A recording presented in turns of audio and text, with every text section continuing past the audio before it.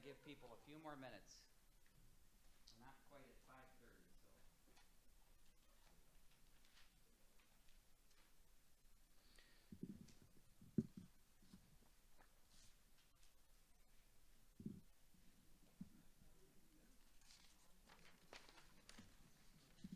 Are the lights on, right?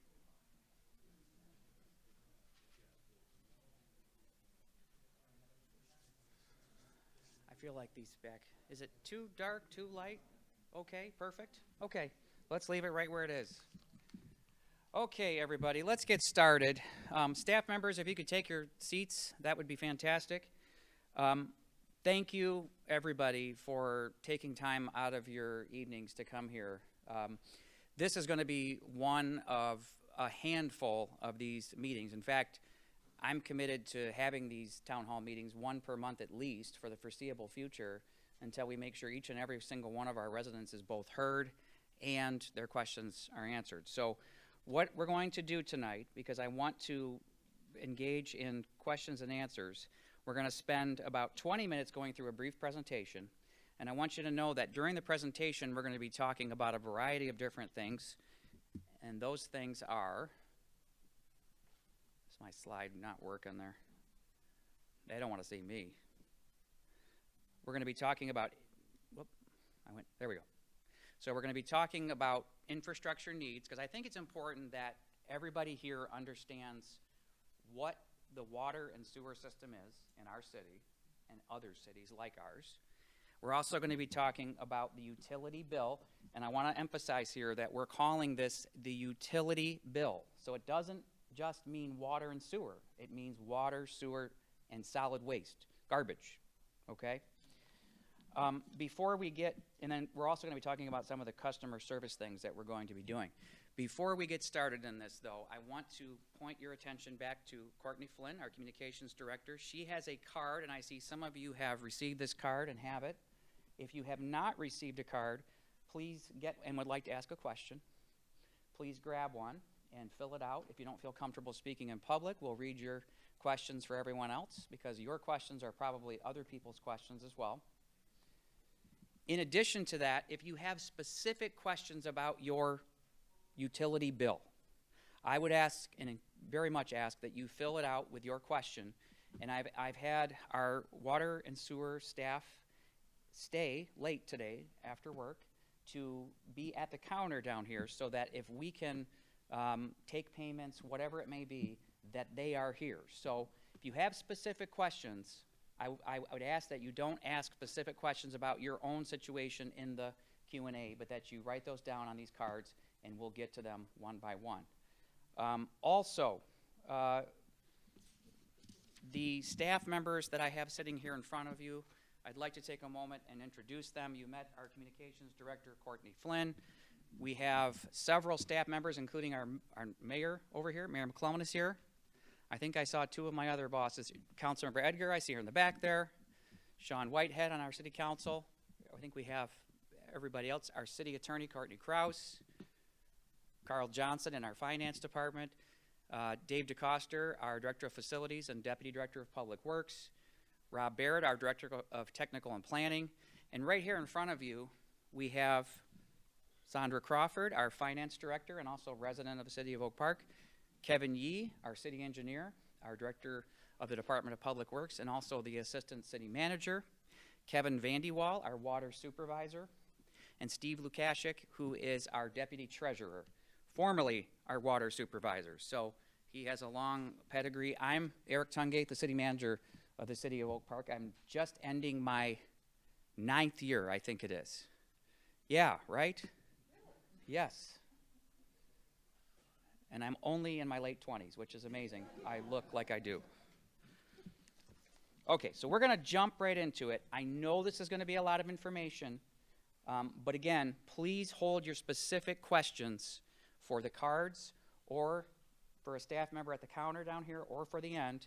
Your general questions that maybe you don't feel comfortable asking publicly, we can ask those as we get into the Q&A session.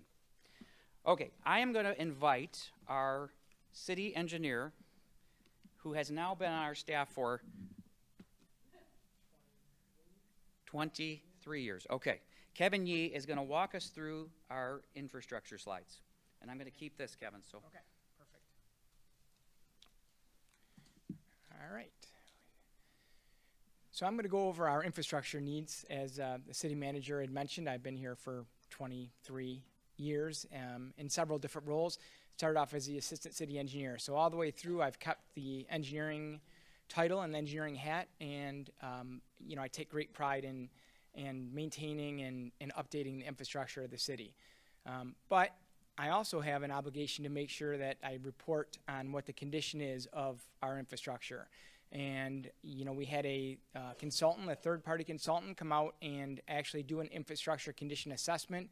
And I want to show on the screen here where we're at. So 70% of our water mains, which is 72 miles of our 102 miles of water main, are considered either significantly deteriorated or unserviceable. It's pretty overwhelming. Now, I think, me and my staff, we do a good job of maintaining that and keeping the water flowing safely and efficiently, but it's pretty eye-opening when you get a report that says that 70% of your infrastructure, of your water infrastructure, is in need of repair. And along similar lines, our sewer lines, 60% are listed as failure likely in the foreseeable future or marginally functional with failure imminent. That's 68 miles of sewers. So, we have our job, both from the engineering and the public works side, is to make sure our infrastructure operates safely and effectively, but yet knowing that the age and condition of our infrastructure is, it's in need of a lot of repair and a lot of work. So, we do a lot to maintain it and a lot to, keep our aging infrastructure operational. I mean, some examples is we exercise our valves in our water mains and flush our hydrants, make sure our hydrants are operational for our public safety crews.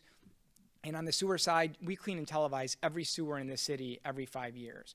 So you may see crews out, cleaning sewers and making sure that they work, they televise them. We get those reports and we base our repairs on the condition of our sewers based on those reports. Kevin, can I just interrupt you? Sure. So everyone knows, when you say we televise our sewers every 5 years, why do we televise our sewers every 5 years? So we televise our sewers every 5 years to make sure we have a good handle on where our failures may occur.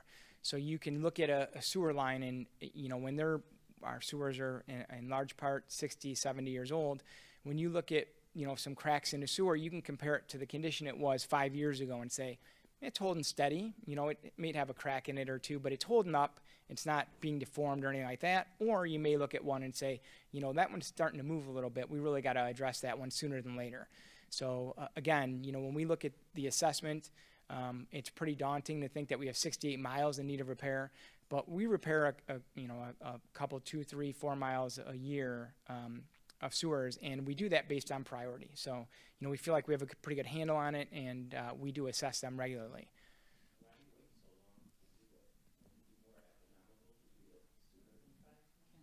Can I just ask, let's answer this, but can we save questions for the next, because if we do this, we're never going to get through it, so no worries, but can we address that? And then I also think it's important to point out this Oak Park Boulevard project is actually one of these projects you're Sure, absolutely. So I believe the question, Mr. Sherman, was, wouldn't it be more economical to do a lot more at once? Absolutely, sure it would, but we also have a limited amount of funding. And we're all here tonight because we're probably unhappy with the amount of our water bills, or we want to learn more about what makes up our utility bills, excuse me. So, we'll go into that, but part of that is to know where your money is being spent, and our infrastructure is the largest part of that. We need to maintain our infrastructure. As the city manager had mentioned, we have a water main project going on right now on Oak Park Boulevard. That's a complete water main replacement. We've had several water main breaks over the years on that water main, so it was in need of replacement. And again, we prioritize where our most needed infrastructure replacements or repairs are, and that's what we tackle first. So that was one of them, and that's a pretty extensive project, over $1 million. All right. So this is some of our capital improvement projects, just to give everyone a kind of an idea of where, and how we're spending money. Annually on sewer lining and repairs, or this coming year, we're going to spend $600,000. That's going to get us a couple, 2 miles or so of sewers lined and repaired, where we'll lining. So just kind of lining is a way that you can repair a sewer by putting a line into the sewer and baking it so that it becomes a structural pipe. So that way you don't have to dig it up. It's more cost effective and less disruptive. So they won't have to come and dig up your street and everything else, remove trees and all the other stuff that comes with that. That's the best way that we can address a sewer. Now, sometimes sewers are too bad to do that. They're too deformed or they're cracking or, so you have to dig them up. And we've had to do that in the past. But we have, again, part of our televising program is to really try to aggressively attack those before they become too problematic. We spend $300,000 on sewer cleaning and televising. So that's, again, part of our preventative maintenance program where we're getting a good handle on the condition of our sewers.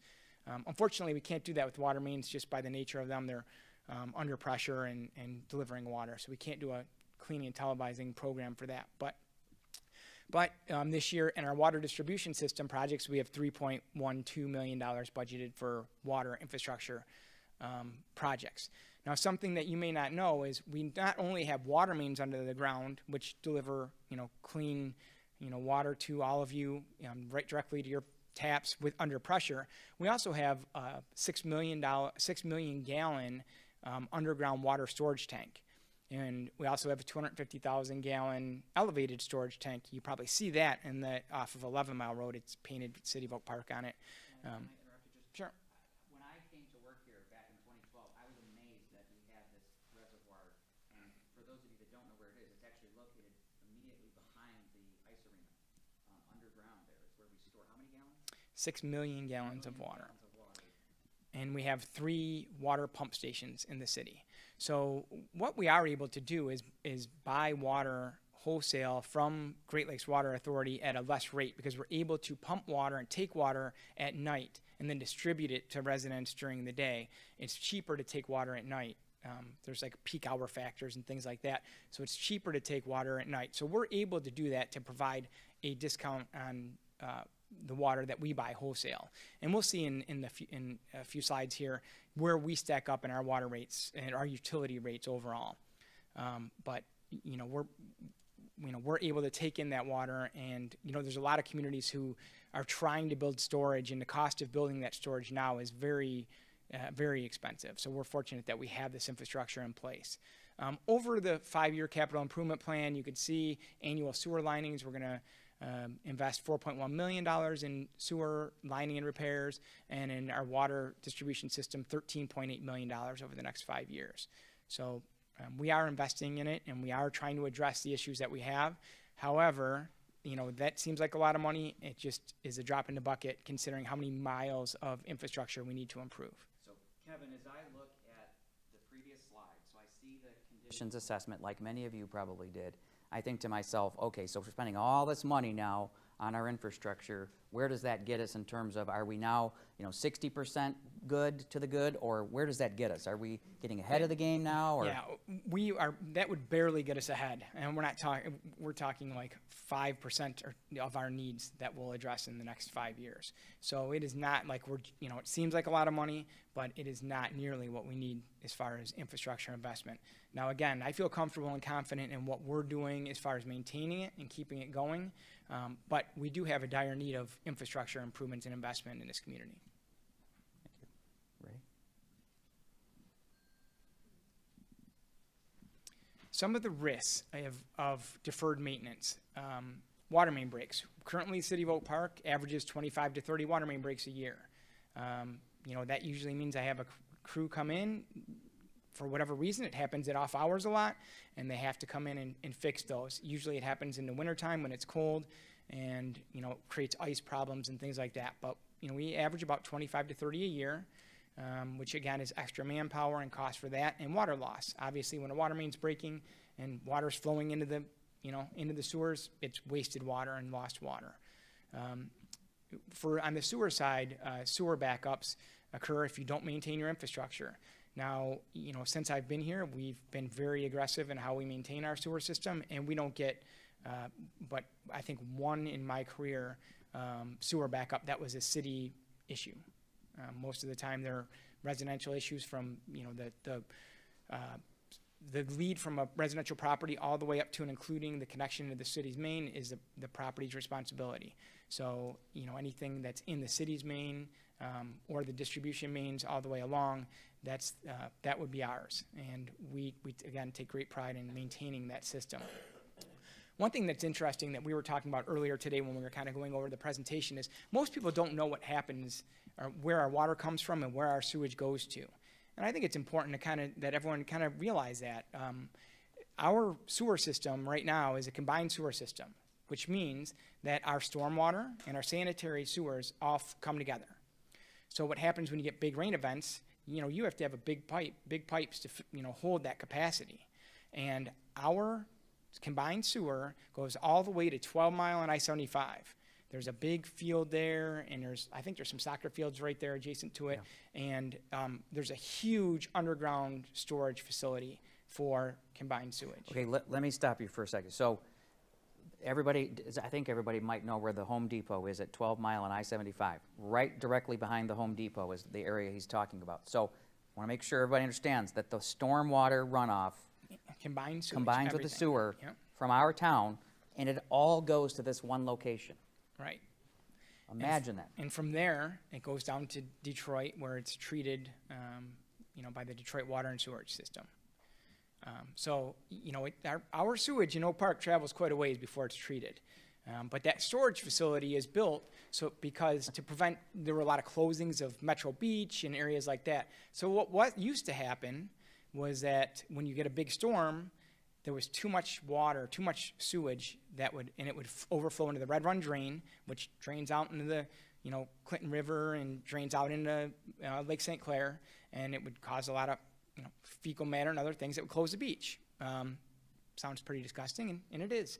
So we along with 14 other communities were forced to build this, you know, $150 million plus retention facility, which now holds that until the storm subsides and Detroit Water can keep up and treat that properly. So I thought that was interesting to kind of note. It was, you know, for me, it's kind of second nature. I've been dealing with it my whole career. But when we were talking about it earlier, they were like, you need to talk about that. That's something that most people would never realize. And the same thing from our water, not same thing, but our water comes from, you know, Great Lakes Water Authority, where they have huge mains that distribute water out to all the suburban communities, and we get our water that way. And again, drawing it at night saves us considerably on the amount that we pay for wholesale water. Anyway, back to our risk of deferred maintenance. Got off a little bit there, but low water pressure. You know, if we have a water main break, it reduces the water pressure because the water, you know, the water's now free flowing out, and it reduces water pressure. So if you do experience like a low water pressure, please call the Department of Public Works so we can kind of take a look around and see if something's going on. And then health and safety hazards. Anytime you open up water to the air, you know, we have to make sure that we isolate that and we treat it and disinfect it before we put it back into service. But always a risk whenever there's issues with infrastructure. Let me go back. Uh-oh.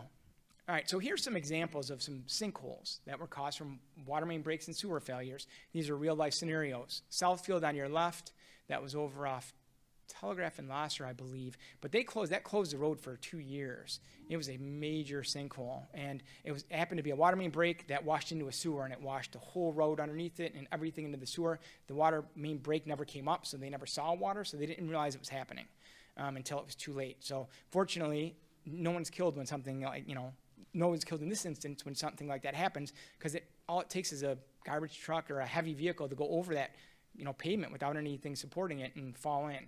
Unfortunately, they were able to find it before that, but that was a major, multi-million-dollar issue that they had. Bloomfield Hills, another neighboring community in 2018, similar issue, sewer issue, road washed out, had a sinkhole. Oak Park will give you an example of how these things happen. This is Morton Street, and while we were televising, you can see the pile of dirt in the bottom of the sewer pipe there, and you can kind of see that the pipe above it's missing. So what happened? The pipe cracked, fell in, was washing soil in. When you get rain and things like that, that soil washes in, and it undermines the road, and you can have any one of the failures that are kind of listed. So that's why it's very important that we maintain our infrastructure and get a good look at it, you know, every 5 years at a minimum, and make sure we're you know, keeping an eye on that. Can I just have you elaborate, just if a catastrophic situation, and we're not even talking about the Fraser situation from a few years ago. Right. Which I don't even know if it's That still happened fixed. a couple times. No, they fixed it. It's fixed. It's to the tune of millions and millions of dollars. Oh, So if that were to yes. happen to us, how would we pay for a catastrophic situation like that? That would have to come from our water and sewer fund balance, which is, why we try to keep a fund balance in place so that we can cover the cost of these types of things that happen. And they do happen. So, we do our best to try to prevent them, but they've been shown to happen. Thank you. Okay. Okay. All right. So, thank you, Kevin. I'm sure we'll come back to you here in a moment. I would like to spend a few moments. So we've given you the infrastructure overview. Am I being mic'd twice by standing by that? Now we're going to talk about the utility bill. There's been a lot of changes with the utility bill. So I know a lot of you are here because you have questions about your bill. A lot of those questions we hope to answer before we get to the Q&A. I'm going to ask our water supervisor, Kevin Vandewall, to join me at the podium, please, sir. Good evening, everyone. We're hoping to answer some of your questions at the end, like Mr. Tungate said about your utility bill. Just to go over a few things, just to start off, just a little overview of what makes up your utility bill. If we look up there, a utility bill is, and why we're rebranding from water bill to utility bill, because a utility bill makes up multiple things on your bill, not just water. So it refers to, water, sewer, stormwater runoff, meter service charge, and rubbish collection. So previously we were billing quarterly. So Oak Park is now transitioning to our monthly bill. That was effective July 1st. Okay, so let me interrupt you. So Yep. I think everybody knows this is happening. We were previously, commercial customers were paying monthly. Correct. Now we've moved to everyone is on a monthly bill. And most of you in the room probably have not yet received your first monthly bill. Yes, that is correct. So the only monthly accounts we had set up were commercials. Now monthly billing is available to all residents and commercial properties in Oak Park. So your first monthly usage amount billed from will be July 16th through July 15th. You'll see those bills first week of August. They'll be mailed out. So they're gonna, your previous bills that were billed up to until June 15th, they were a prorated bill for the amount of days that you were being billed for. There was a little confusion on if those bills were the first monthly bills. So we do apologize for that, if you were mistaken or not, but those were your transition bills. So they're your last quarterly bill that we had to send out to you. So that was consumption billed up until June 15th.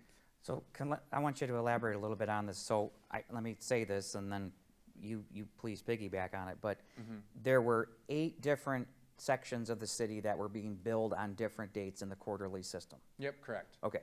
And so in order to bring everyone to a monthly bill setup, we had to bring all 8 of those into line with the same system. So some of you may have received a bill for 39 days of service and usage, and some of you might have received a bill, I think, up to, what, 110? 103 days around there was around the max as far as that goes. But that is correct. We were billing in 8 different sections, and so to line everyone up for monthly billing, that's how we had to bill out the usage in our system that we still had to bill for. So we're proud to announce that there will be no increases for the fiscal year 21-22. So that's something that we're very Wait, you might want to proud say that of. again. They weren't nearly as excited as I thought they would be for that part of this. Which I heard a story I won't say what community, but I live in Royal Oak myself, and I know our water and sewer rates are being raised, and pretty much everybody around us. We have decided, our city council has decided not to raise rates this year. So effective July 1, there is no rate increase across the board, not just water and sewer, but for solid rubbish and other stuff. There's no utility bill increase across the board. So there we go. Okay, thank you. There we go. Yep, so next slide. Oh, I guess that's me. Yes. So what makes up your utility bill? You're all wondering. There's multiple things that go into it as far as the rates and so forth. First, we have the cost of water, of course, from Great Lakes Water Authority. We also have the cost of their sewer treatment from Oakland County, our solid waste charge. We have administrative fees, our infrastructure costs that were talked about earlier, and our stormwater charge that we're charged. We also like to say, you know, it's yes, everyone has to pay this charge. Even Oak Park, our charge has increased. We're at $190,000 that we pay a year towards that ourselves for Oak Park's properties. And plus we have the court-ordered debt service, the Coon Drain project that Kevin touched on earlier, which is our wastewater treatment facility. Okay, I'm going to interrupt you again. So I want to just emphasize something you just said. The city, a lot of people don't know this, the city itself, being the largest landowner in the city of Oak Park, the city government is, we just increased our bill by $190,000 a year.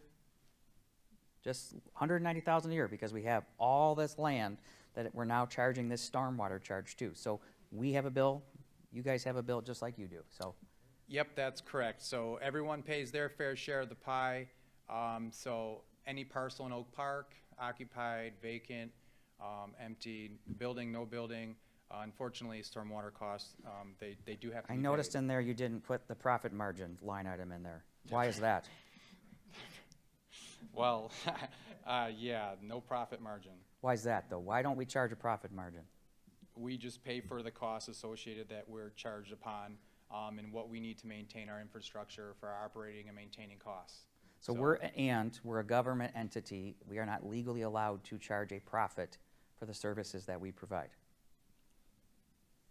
Yep, that's correct. So this is a little snapshot of an average monthly bill based on 7 units.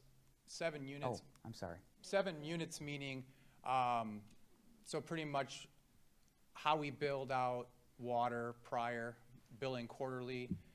Average that we saw per residential property was around 20 units. And so we should be seeing an average monthly bill based on around 7 units. So this is what a snapshot of it looks like as far as your water at $4.51 times 7. That gives you your water usage at the $31.57. And then we have your sewer rate there at $4.86. You multiply that by 7, that gives you your sewer rate for $34.02. Also, we have our meter charge. That's $1.59 per month. Rubbish collection charge, $12.91, and stormwater runoff charge.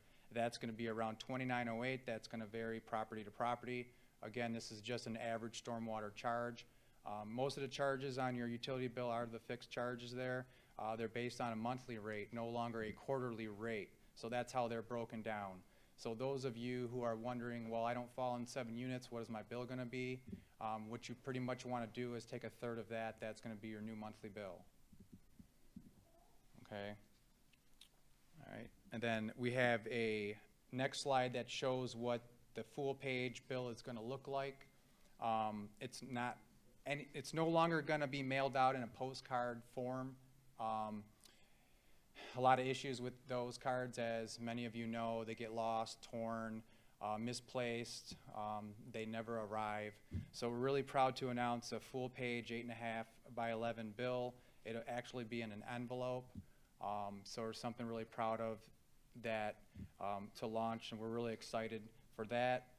As you can tell, it looks a lot different, and that's because it is. We're able to provide you with more detailed information.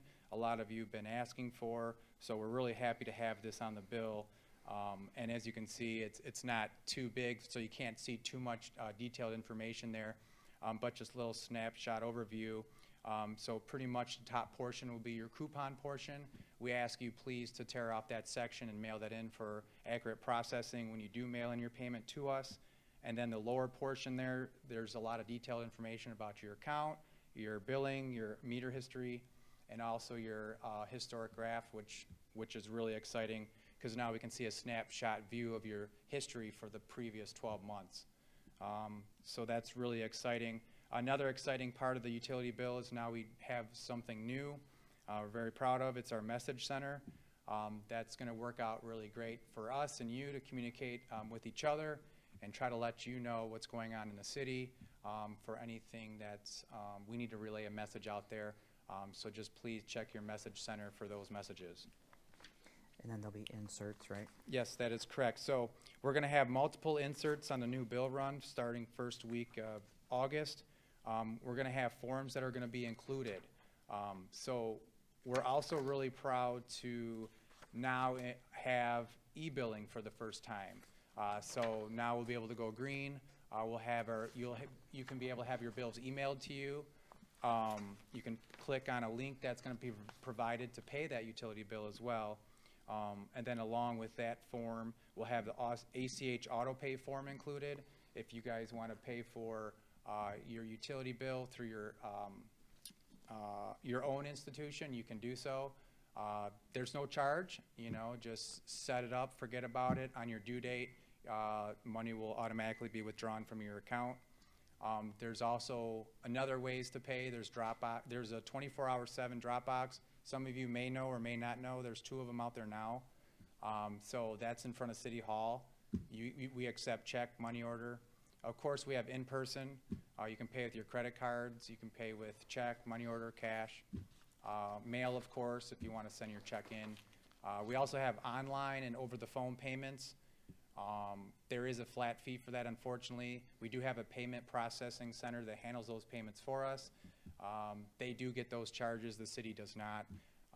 But we are happy to have those conveniences for you for different avenues of your payment. And let's see.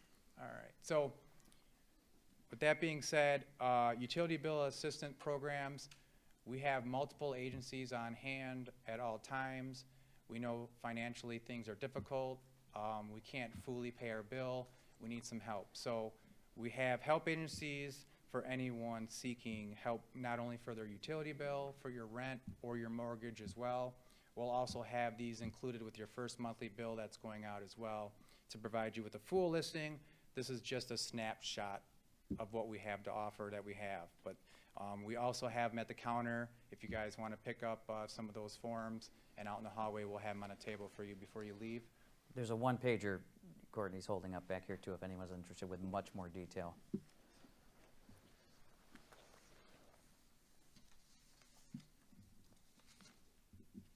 Are we back to Kevin?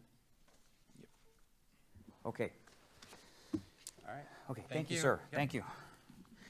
Okay, I think it's important that we see a comparison, at least as of the last opportunity we had to do a full comparison, which I believe this is from October of 2020, when we did this town hall the last time. Kevin, could you go into some detail, though, in terms of infrastructure spending and so forth?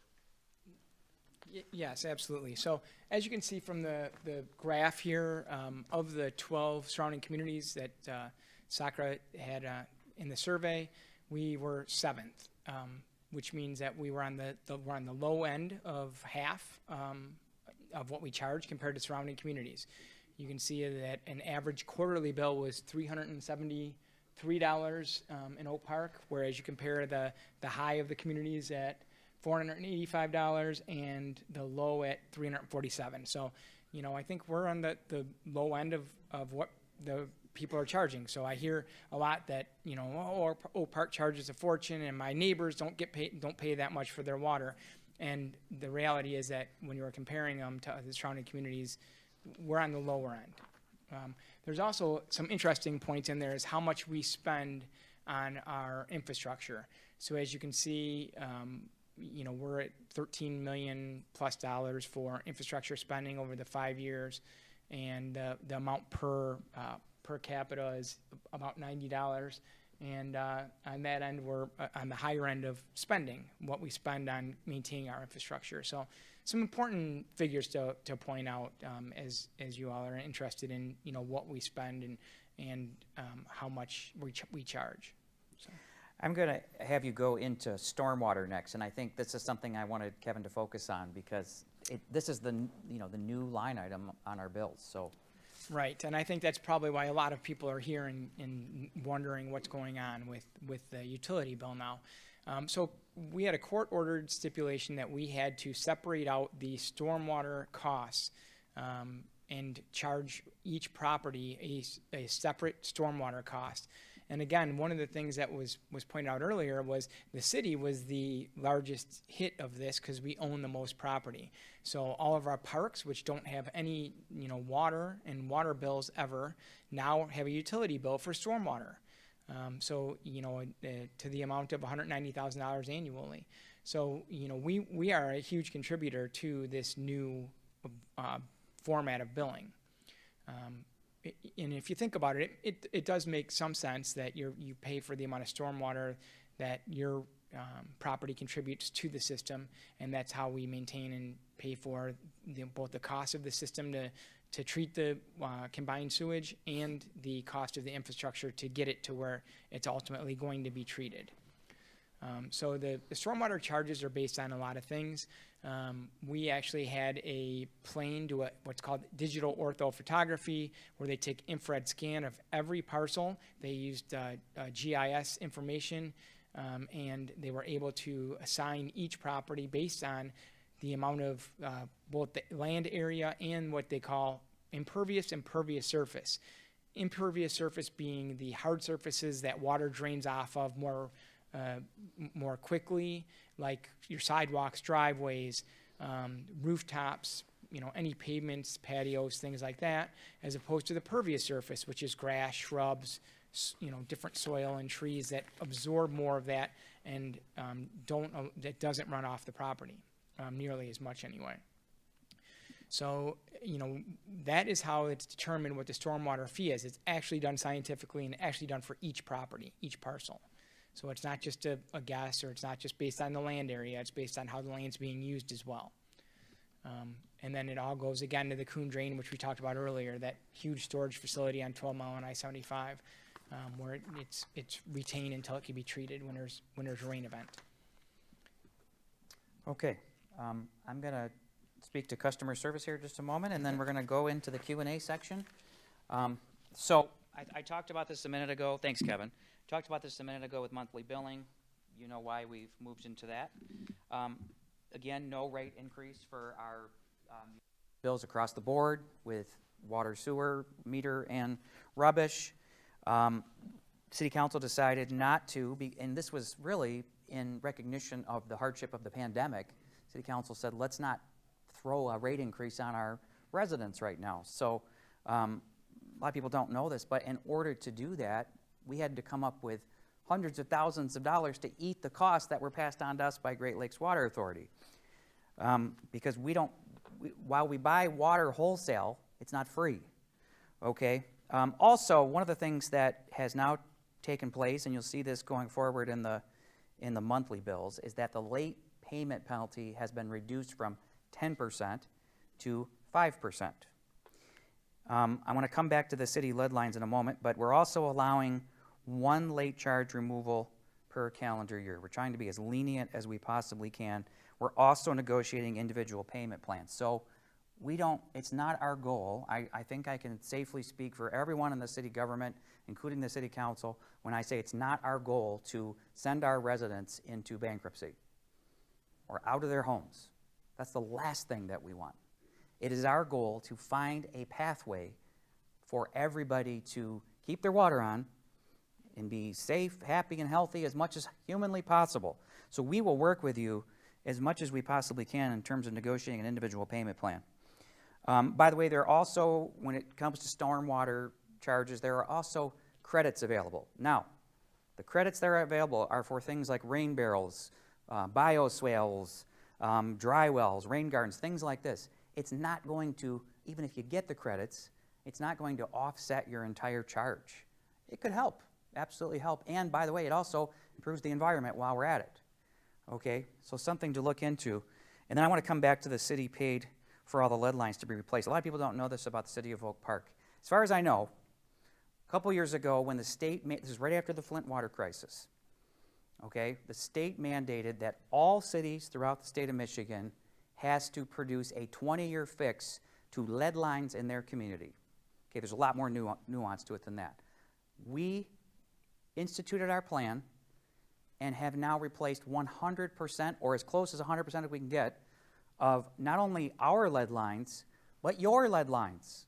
So we paid for the city's public lines and the private lines as well that we had noted. Yeah, right? And as far as I know, we were the first community in the state to do this. Something I'm very, very proud of. In fact, I was just reading the other day, a community nearby has just released their 20-year plan for this. They haven't even started, and they're raising rates 35% in order to do so. So we've already done it. In fact, we did it in, was it 9 months we completed the entire project? And how many lines was it? Over 100 lines. So some of you have had this work done at your homes. And thank you for your patience, by the way, because anytime you're having your front yard dug up, it's not so fun. But that's what we were doing. We were replacing those lead lines with, what, copper? Okay. Okay, so if you have questions, here's what I would like you to do. First of all, with the cards, do we have questions on the cards? Okay. If you would, please, and by the way, I wanted to mention one more thing. We are recording tonight's session, and we're going to be running a loop on this because we want as many of our residents as possible to hear the information that you are here in person hearing, okay? If you would, please come to the podium. Is there a mic being passed around somewhere? Okay, there we go. Or raise your hand and we can bring the mic over to you. Just want to make sure you're on the mic so we can get you in the recording. Please, sir. I think it's on.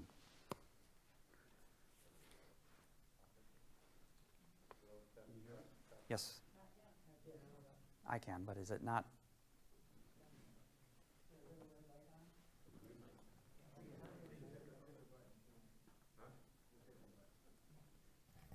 Can you hear me now? Yeah, I can. Yes, sir. So I have a couple questions to ask. They're of a general nature. So if you use or flush your toilet less, not to be graphic, or water your lawn less than you're doing now, should that reduce your monthly water bills is a couple questions. And then my other suggestion is based on one of your slides. As a retired but active social worker, I think maybe for future town hall meetings that maybe you could ask some of the representatives of these organizations to be present so people could take advantage of them being here if they want to pursue assistance. No, that's great. Thank you. Yeah, absolutely. Okay. Thank you.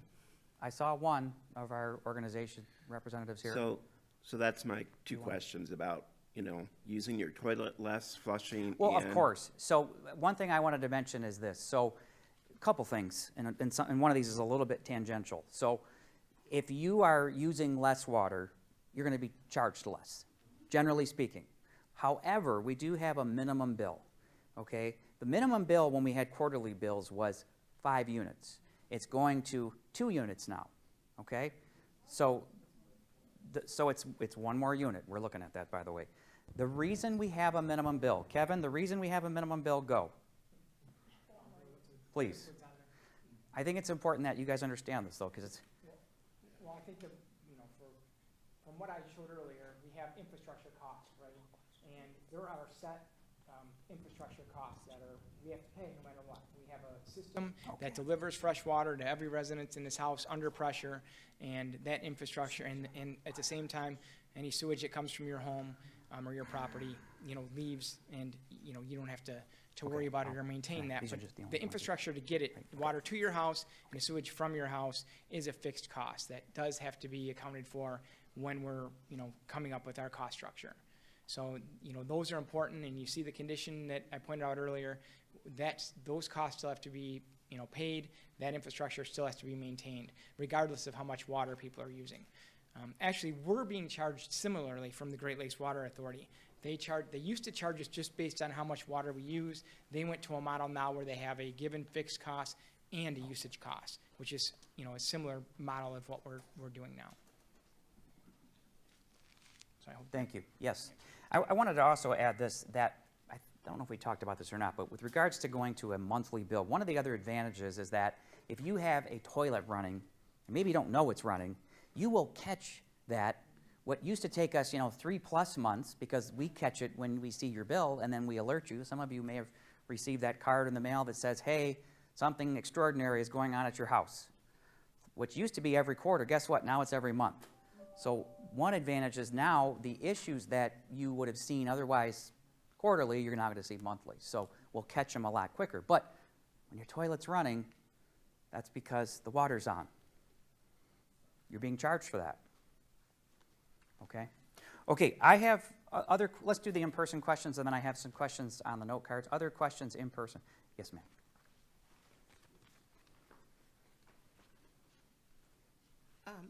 Do we need to state our names? Or?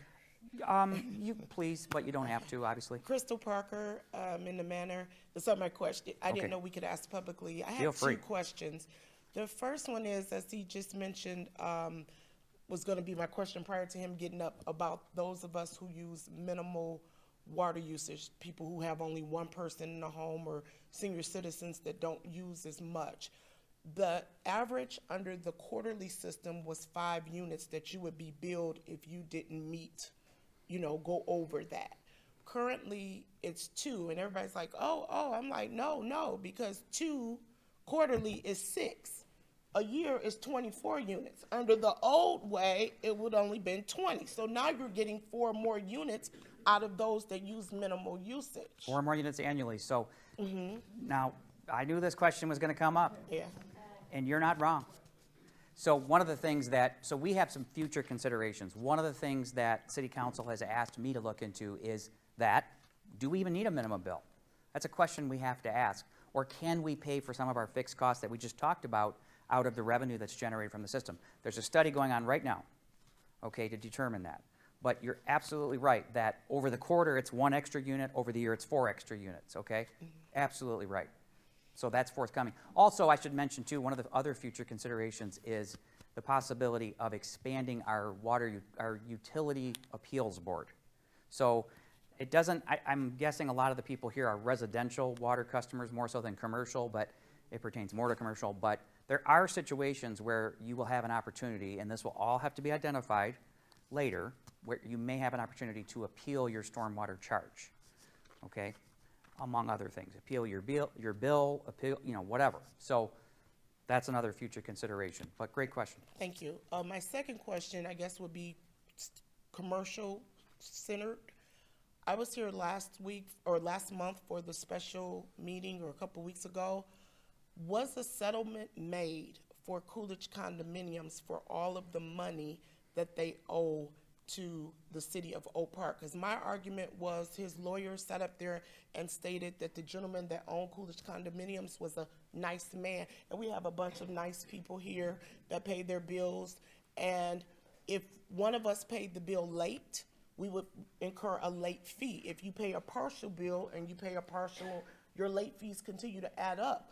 The only thing that the citizens are offered is a one-time late fee removal. This gentleman wanted all his late fees removed, and that he was only prepared to pay the money in which he felt that he should pay, which I think is unfair for normal, regular citizens, because we can't cut those types of deals. And these people right here and me are what keeps the city going. When everybody fleds the city or doesn't want to pay their bills and they go or sell it to their cousin so they can avoid paying, we're still here covering those charges. So I want to know, was a settlement made, and was he cut a deal on those fees? So my city attorney is eyeballing me right now because what she'll probably hate what I'm about to say, but when you came and spoke the other night, I did a virtual high five with you. You probably didn't notice, but spot on. But we haven't made a settlement that I know. But do you want to speak to that in more detail? That's correct. We have not made a settlement. Council considered that man's comments, just like council considers anyone who comes before council, and there was a vote, and they did not accept any settlement. Okay, I want to thank you, because the gentleman did call me and they did come out to my home. The only thing that he didn't do, he said he was going to give me the number to the technical planning guy, and I did not get that. See that guy right back there? So I have, and what penmanship, by the way, geez. You've got great penmanship. Oh, thank you. I will connect you two after the fact, but thank you so much for your comments. Mr. Gold. Hi, Steve Gold. I tend to monitor a lot of the social media that's concerned with Oak Park, and I'm constantly hearing two things, and I want people to be quite clear on this. Number one, did the amount of money that the Great Lakes Water Association and sewer and all that stuff, is that going up for what the city is being billed, not what the residents? Yes. Okay. So let me take that first part. It's 2%, correct?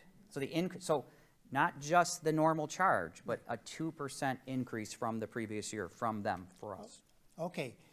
But we are not increasing our rates this year. They're frozen. Does that mean that the city, just want to hear this again? Yeah. So, the city managed to cut budgets and everything else to make up for that money that they're unable to pass the increase to us. In other words, the city is absorbing those rate charges that the city is actually being faced with. That's exactly And right. you're doing it for the residents. Well, right? again, I have to say, the city council, in recognition of the pandemic, city council members wanted to do everything possible to make sure we were taking care of our residents. And yes, the city had to absorb, we had costs increase to us because we buy wholesale from Great Lakes Water Authority, but we did not pass an increase on to our residents. Okay, thank you. I just wanted to make sure that's really on the record because I feel it's really important. Thank you. No, it is. Thank you. Please. It's totally up to you. Would you like, we all know you, so just come on up. Well, this is a general question. I'm sure some other people are probably just as curious.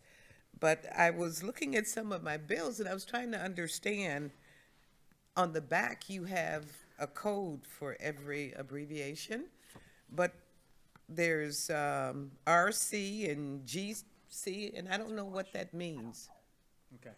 Yeah, I'll help you explain, yeah. So we do have to do full-page bill. There's no more abbreviations. We'll be able to spell out what these exactly are. There's been a slight change because obviously we're transitioning to monthly billing. So there's some little things that could not be, Well, I noticed back in my bill from October to January, there's a GC code and there's nothing on the back.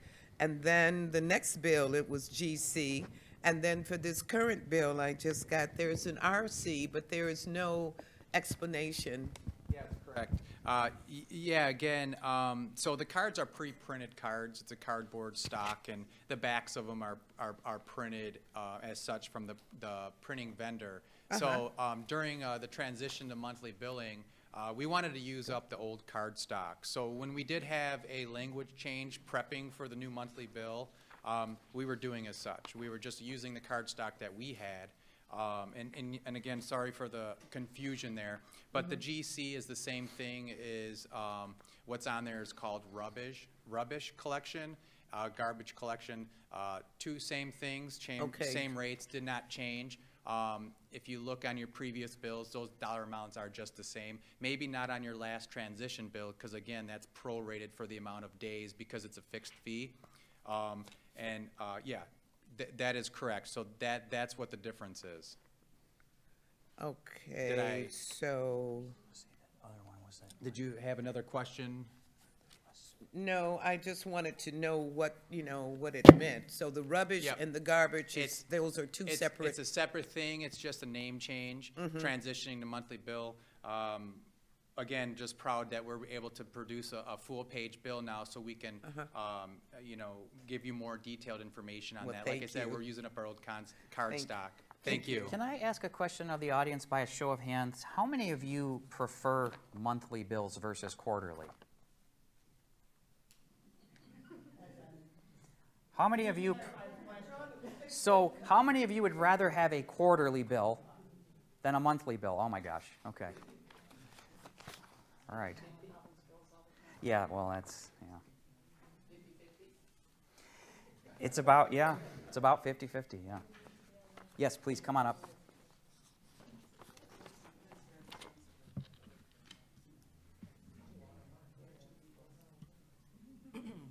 Hello, my name is Brenda Harmon, and you have my card, but I don't think my question was distinct enough. what I wanted to point out is that over the last couple of years, I've gone from 4 people in the home to just myself. My water consumption has gone down, whether it was flushing the toilet or watering the flowers, whatever it might be. However, this storm drain bill, $280. I mean, it seems like it's way out of line compared to other people I've spoken to. And I'm wondering, is it a situation where the more it rains, the more I pay? No. And No, that's what it, I'm trying to get a Let me feel for respond to that that because formula. this is an excellent question, and I want to very, very clearly state this. So it does not matter how much it rains, okay? It has nothing to do with the determination of your stormwater charge. As the Assistant City Manager just mentioned, it is the total land area, the impervious surface area, and the pervious surface area. I don't know specifically, and maybe we can look into your situation specifically offline. I don't know the lot size and what you have on your lot, but that may be part of why, you've seen such an increase. It is a large lot size, but Well, there you it's go. still a Yeah. little too much. The rainfall has nothing to do with the stormwater charge, though. Please keep that in mind. Okay, other questions? We've got a hard stop coming in, I guess we got about 20 minutes. Yes, ma'am. Come on up to the podium, please.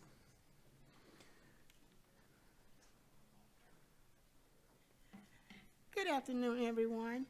My name is Sandra Terry. I live on Ridgedale. I would like to know, how safe is our water, drinking water? It's a great How question. safe is it? What percentage can you give me? Is it 95%, 99% safe, or what? Your drinking water is 100% safe. Oh, There's well, that's absolutely great. That's nothing good. wrong with the That's drinking good. water here. Okay. So we had, again, a lead project that we removed some lead lines in the city. There were about 100, and when water sat in those, they exceeded the amount that was allowed under the statute. But we did replace all lead lines. There's absolutely no lead left in the city. We're considered lead-free. And our water quality report is available. It's online. We send it to every resident every year. It has all the details of your water and what's in the water, what's contained in the water. And your drinking water is, considered 100% safe. Okay, one more. You have given us a lot of information, and I don't know about the others, but it's been a lot for me to try to process. Is there any booklet that you can give us, or maybe we can go online and, refer back to a lot of the information you gave us today? We have information for days. So how much time are we talking here? Because we can work with this. Oh. So we have pamphlets, booklets, and I think there are some as you came in. There are some in the vestibule area there. Also, remember in your monthly bill, now that we've increased the size of your bill, which in my opinion is very important because we've gone from a card size to now an 8.5 by 11, we can now put up to 5 inserts in your bill. We're going to be unloading information to you because we want to be the most informed group ever. Because if we can improve, we want to make sure that you guys know what's going on so you can force us to. That's our objective. So a lot of that information will be contained in there. I know there's a pamphlet out there. I think it's on stormwater. There is a stormwater pamphlet out there, yes. I see Just on Court, storm? look at just like that. She's getting it together. There's a stormwater pamphlet. So, and you can watch this presentation again. So here's the one pager on and this is available out here too, by the way. There you go. So there's the pamphlet on top there. Okay, thank you. So if you, as you walk out of here, anybody, please feel free to grab that information. All right, thank you very much. Thank you. Other questions, please? Sure.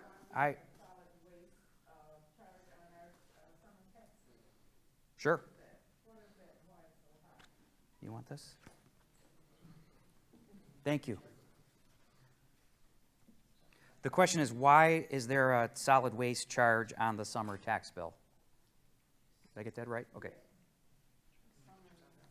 Sandra, do you want to take that one? Good afternoon. The reason that we charge it on the solid waste charge on your tax bill, we also collect it on the water bill as well, because it's not enough in just the tax amount that we need for the solid waste. The solid waste, the cost of the solid waste amount that is needed to, for the recycling and things like that, it's not enough in just the taxes alone, so we collect it on the water bill as well. Well, remember, yeah.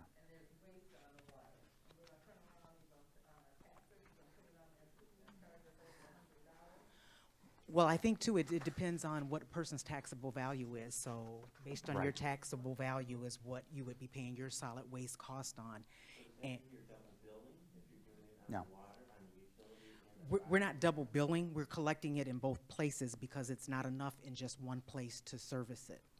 So let me chime in on a couple of things. One is, it's important to remember, to go back to what we were just talking about, if you look at all of the utilities, City Council has decided not to increase rates on solid waste.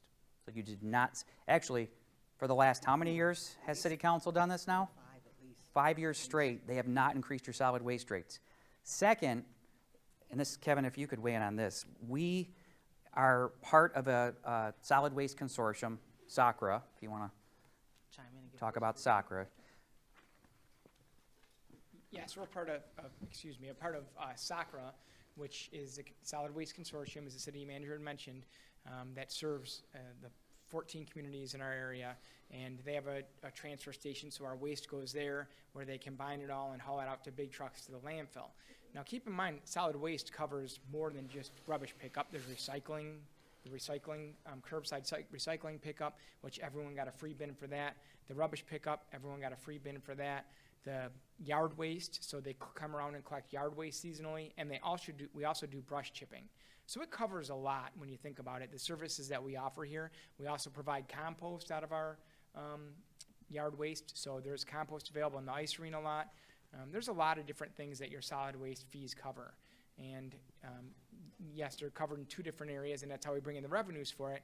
But as was stated earlier, I mean, there's no profit. I mean, everything that we bring in, we spend on that service. So everything we bring in, we spend on, it goes to solid waste, it's dedicated for solid waste purposes.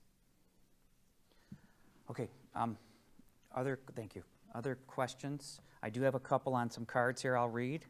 How do I know my lead line was repaired? Kevin, maybe we need the... So we did surveys of the properties that were a specific age group within the city, and we made appointments to every one of those homes that we felt was more of a risk for having a lead service. We inspected all of those homes, and we've inspected any home that someone has a concern maybe have lead line. So, just to give a brief description, I don't want to go into too much detail. We will come to your property. If you have a question, call the water department. We'll set an appointment. We'll come and inspect your line. We want everyone to be comfortable that they do not have lead service to their home. But if you have a line coming up and you scratch it from the basement floor or connects to the meter, you scratch it with a quarter. If it shines silver, and then you need to call us. It's lead. It'll have like a kind of a ball-shaped connection to the meter. Whereas if you scratch it and it's copper colored, it's copper. So that's the easiest way to tell. But if you have any questions or any doubt, definitely call the water department, ask for an appointment. We'll send someone out to inspect that line. We've done thousands of them. So, we have no problem coming out and making sure that, everyone's comfortable with what the material that their service is made of. Based on the age of the house. Correct. But generally pre-1960s, 50s. But Dave's 50. Right. Dave's saying 40s. Okay, 1940s or below. But we had a whole criteria out when we were looking at it, what fits. And like I said, we've inspected them. There were really, no outliers. It was pretty what we expected may have lead lines, or the only ones that generally had them. So, But like I said, we'll come out and inspect. If you have any question at all, easiest way to, like, again, scratch that line and just see what color it is. And our highest priority is your health and safety. If you think you may have a lead line, obviously, we'd love to know, and it will be replaced. Patricia? What's the process, like, if you live on a slab and you have unquestionable is the process kind of hard to? No, it's the same. Yeah. Yeah, it's the same. I mean, we'll do it through a basement floor or on a slab. It doesn't matter. We'll get them replaced if you have one. I want to segue from Patricia's question. When rainwater accumulates, this is a little bit unrelated, but when rainwater accumulates on the street in front of someone's home, can you explain to them what's going on? And partly, I'm asking him partly because we've had so much rain. Right, we've had a lot of rain. So what we have in this city, we have restricted catch basins that prevent the water from just gushing into the sewer system. Again, we have a combined sewer system. So you don't want all that water entering the system at once. You want to slow it down. We have restricted catch basin cover, so it's not fully open, so that you may see between 2 and 6 holes in each of those covers. Well, they get blocked up fairly easy. You get some sticks, some leaves, any type of debris in the street, it'll block them up. So what generally is happening when streets get flooded is something is blocking up that catch basin, either slowing down that flow or completely blocking it up. So we go around, we have public works crews that go around rainstorms and they brush those off and get the water flowing, things like that. But obviously if you live by one and you want to go out there with a rake or a shovel and just kind of move that debris around and get that water to drain, it just helps us out and keeps us moving and getting the job done faster. But that's generally what's happening. Every once in a while, if you move it and it's not going down, or please call our offices. Every once in a while, catch basin will have a blockage or something like that. But generally speaking, we again maintain our catch basins just as well. So we constantly cleaning those lines and looking at them. But we always want to know if you see something that you think needs attention, please give us a call. So you're saying it's just gonna keep flooding? 'Cause I have one of those drains in front of my house. Every time it rains hard, our street floods and the water gets up to the tree line. If And a guy came by from the city and said, oh, it's acting like it's supposed to, because there's a drain across the street. He said, that one is operating, but yours is slowed down. It's in front of my house. I'm out there to rake, trying to rake the stuff out. yeah. And he said, that's the way it's supposed to work. I said, but every time it rains hard, I'm out here raking, like, it's my job. Yeah, well, we always, it is, like I mentioned, it is how it's supposed to work. It's supposed to go slower, and it's supposed to slow it down so it doesn't all enter the system at once. And, if we had all the water enter the system at once, that's when you start having backups and things like that. So we definitely want it to enter, it's all designed a specific way. We want the water to flow at a reduced rate into the system. That's great. So I apologize that you have that issue, unfortunately, but it's just, it's part of the way that the system works. Yes, sir. So weekly I should clean out my grate?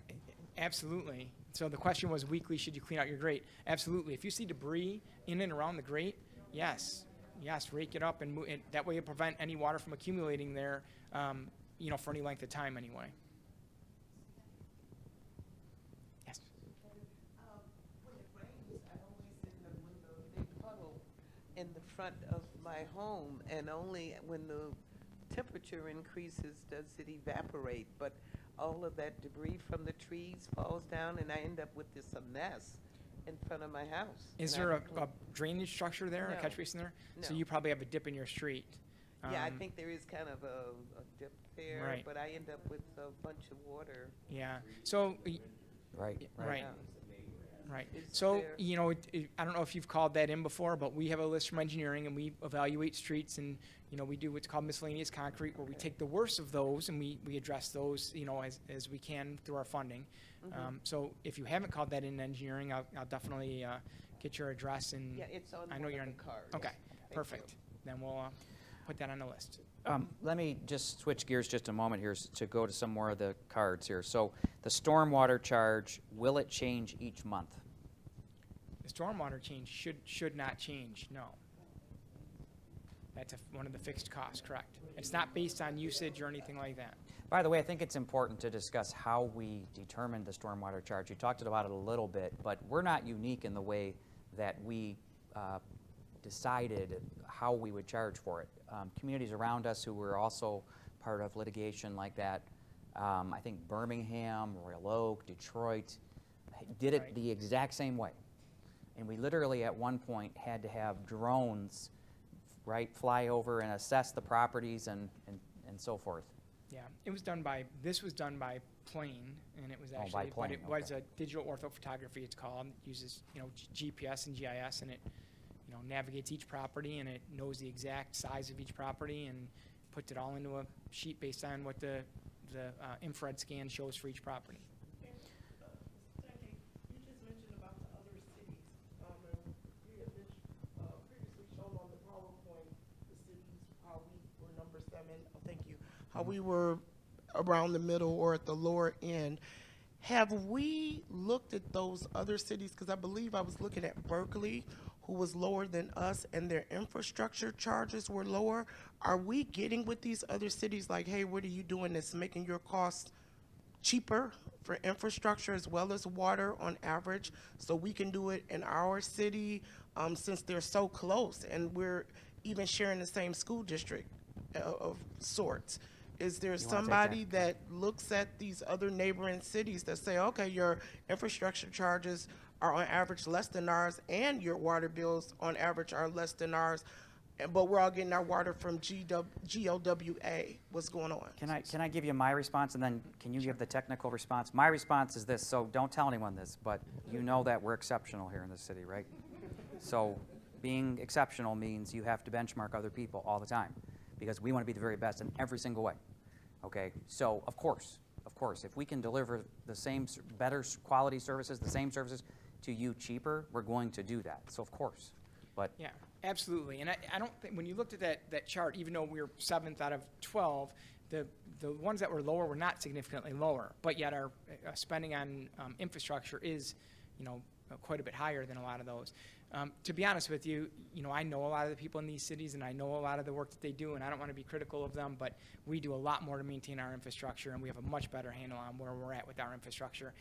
When I first got here, it was pretty much a mystery what was underground, and now I think we have a very good handle on what we have. Sometimes it doesn't look the greatest, but I think we're addressing it very aggressively as far as that goes, and really trying to maintain it and make sure we understand exactly what we have. Well, we have about 3 minutes left. So I did receive a comment card, water's a human right, and talking about, I'm sorry that I can't pick up the rest of this, but I do want to, if you want to have my personal opinion on the matter, I of course agree. I'd love to have free water for all people, of course. Unfortunately, that's not possible. If you want to have clean drinking water, if you want to have your sewage dealt with and cleaned and so forth, there's a cost to that. We're all in the same boat in metropolitan Detroit. Is this your question? It is, and I understand how writing is illegible. I apologize. No problem. But anyway, good evening. My name is Donald Jones, 2466 West Hampton. And I do believe no person should go without all water because they have an inability to pay. Obviously, it costs money to provide the service, so I would charge the bigger users. In other words, when you are considering your rate increases or changes in the next 3 years, please think about maybe there's a minimum amount of water and connection that every person deserves, regardless of their ability to pay. And then people that go over that and fill their pool or leave their sprinklers running or don't fix their toilets, they can pay for my connection. To me, it's a way to encourage sustainability, resilience, because you're saying use less and your water bill could literally go to zero.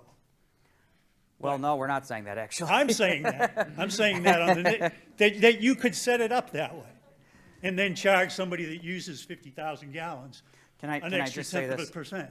First of all, thank you for your comments. I My appreciate it. Seriously, I do. And I think The truth of the matter is, especially with the new stormwater charge, the bigger users are being charged more. And a perfect example is going right back to what I told you at the beginning. The city, being the largest landowner, is paying more because we have all the land, right? I wanted to also segue this into another point that I don't know if we mentioned this during the presentation.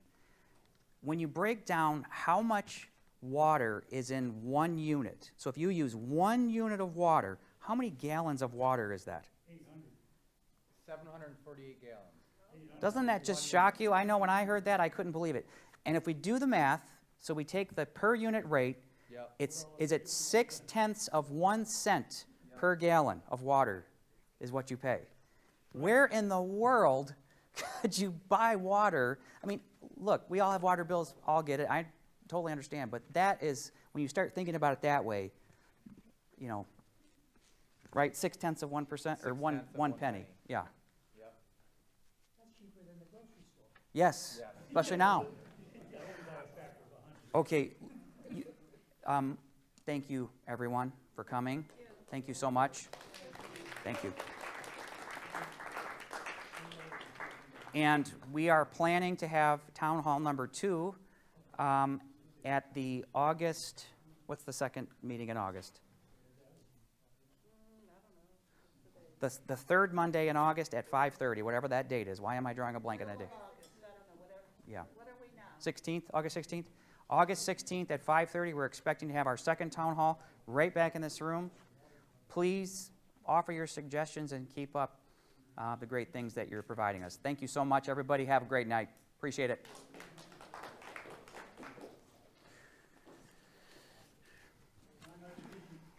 Great job. Thank you. You did a great job. You're a lifesaver.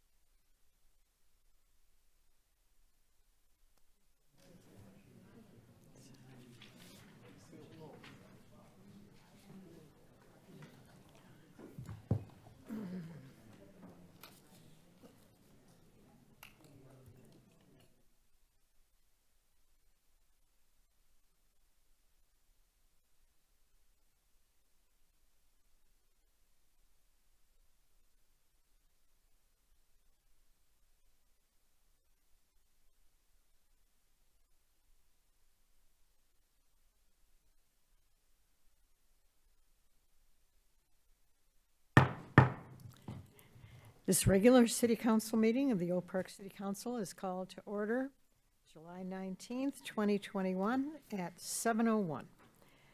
Clerk Norris, would you call the roll? Mayor McClellan. Here. Mayor Pro Tem Burns. Here. Councilmember Radner. Here. Councilmember Edgar. Here. Councilmember Whitehead. Present. Okay, we have a quorum. Please stand for the pledge. I pledge allegiance to the flag of the United States of America and to the republic for which it stands, one nation, under God, indivisible, with liberty and justice for all.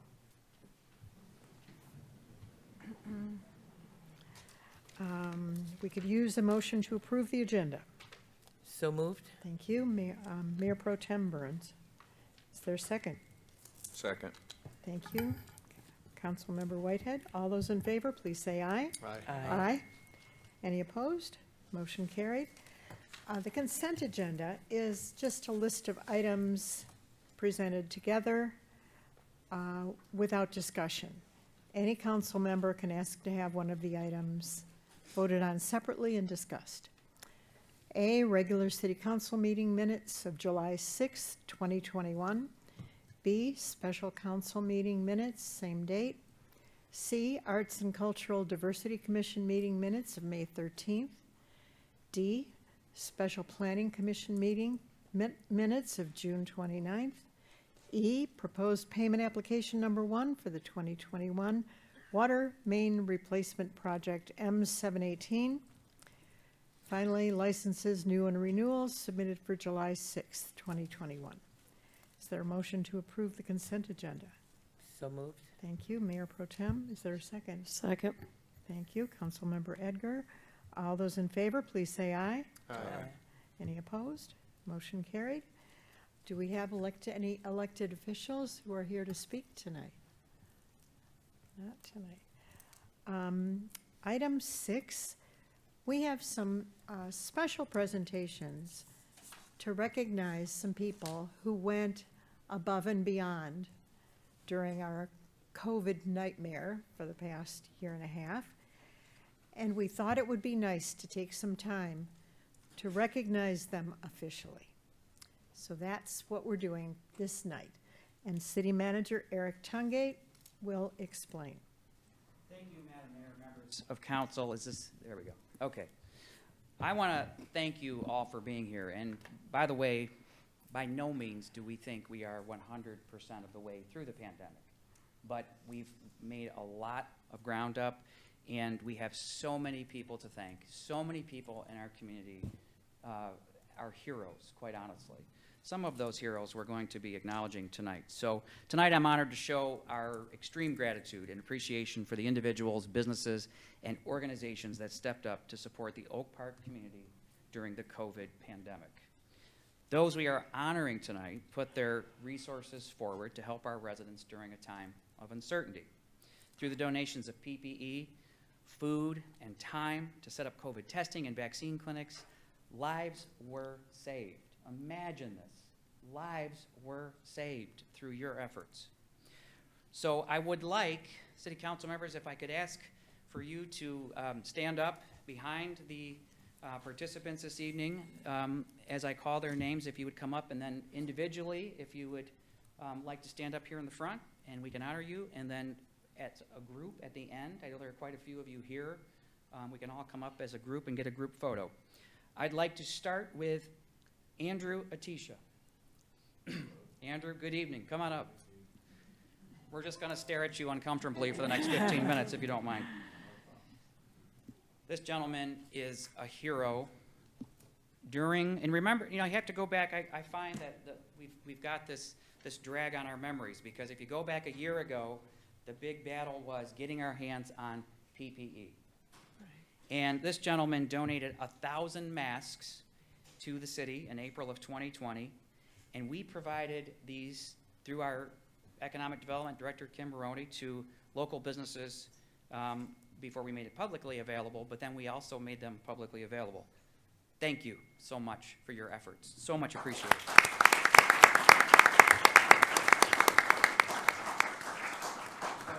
think he wants to stand up, right? Stand Yeah. up? For each person. I'm sorry, maybe you should come down. Oh, yeah.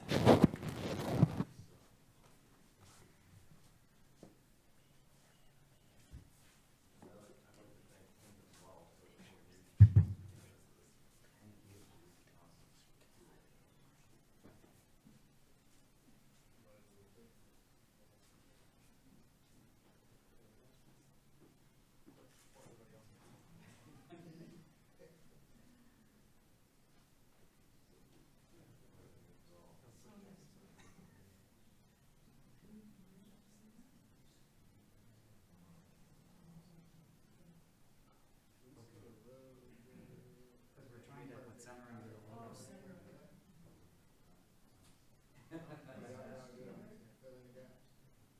Oh. 3 months ago, this would have been in violation.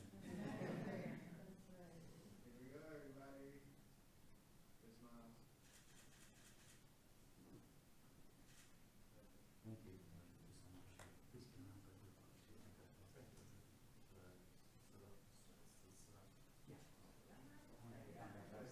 Council members, don't go away. Council members, stay up. Okay. I would like to ask that Matt and Brian Louisa from Value Wholesale come and join me at the front.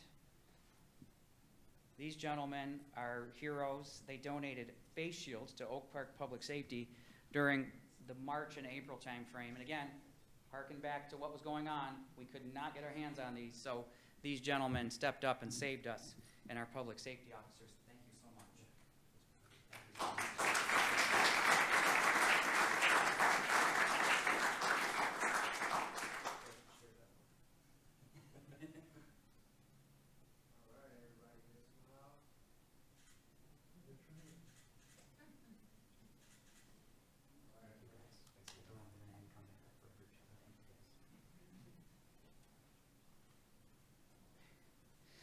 Okay, where's Janae Scott? Janae, there she is, okay. I am going to recognize Janae Scott individually, but I'm also going to go forward here. Could all of our Henry Ford Health System members please join me here at the front?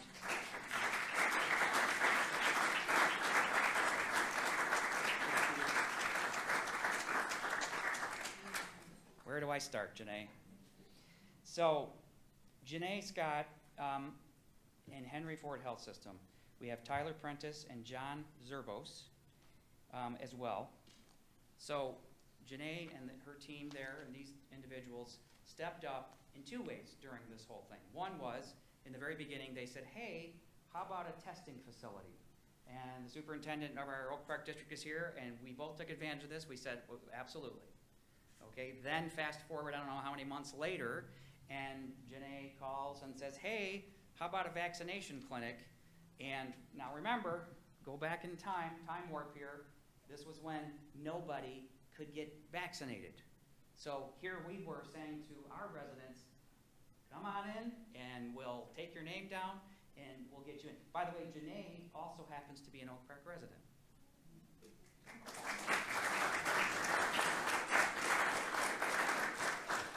And I have to say one more thing about Janae. As if I haven't embarrassed her enough, I'm going to continue.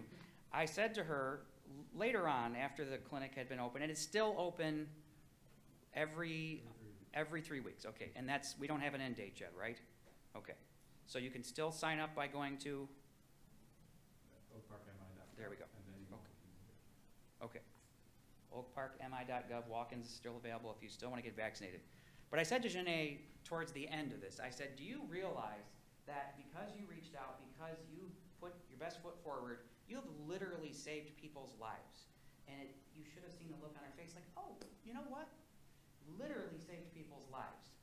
Solely because they had the opportunity to come to the clinic and get vaccinated at a time when those were very, very scarce. Thank you all so much for what you have done for this community and for our entire state and, of course, metro area. Thank you so much.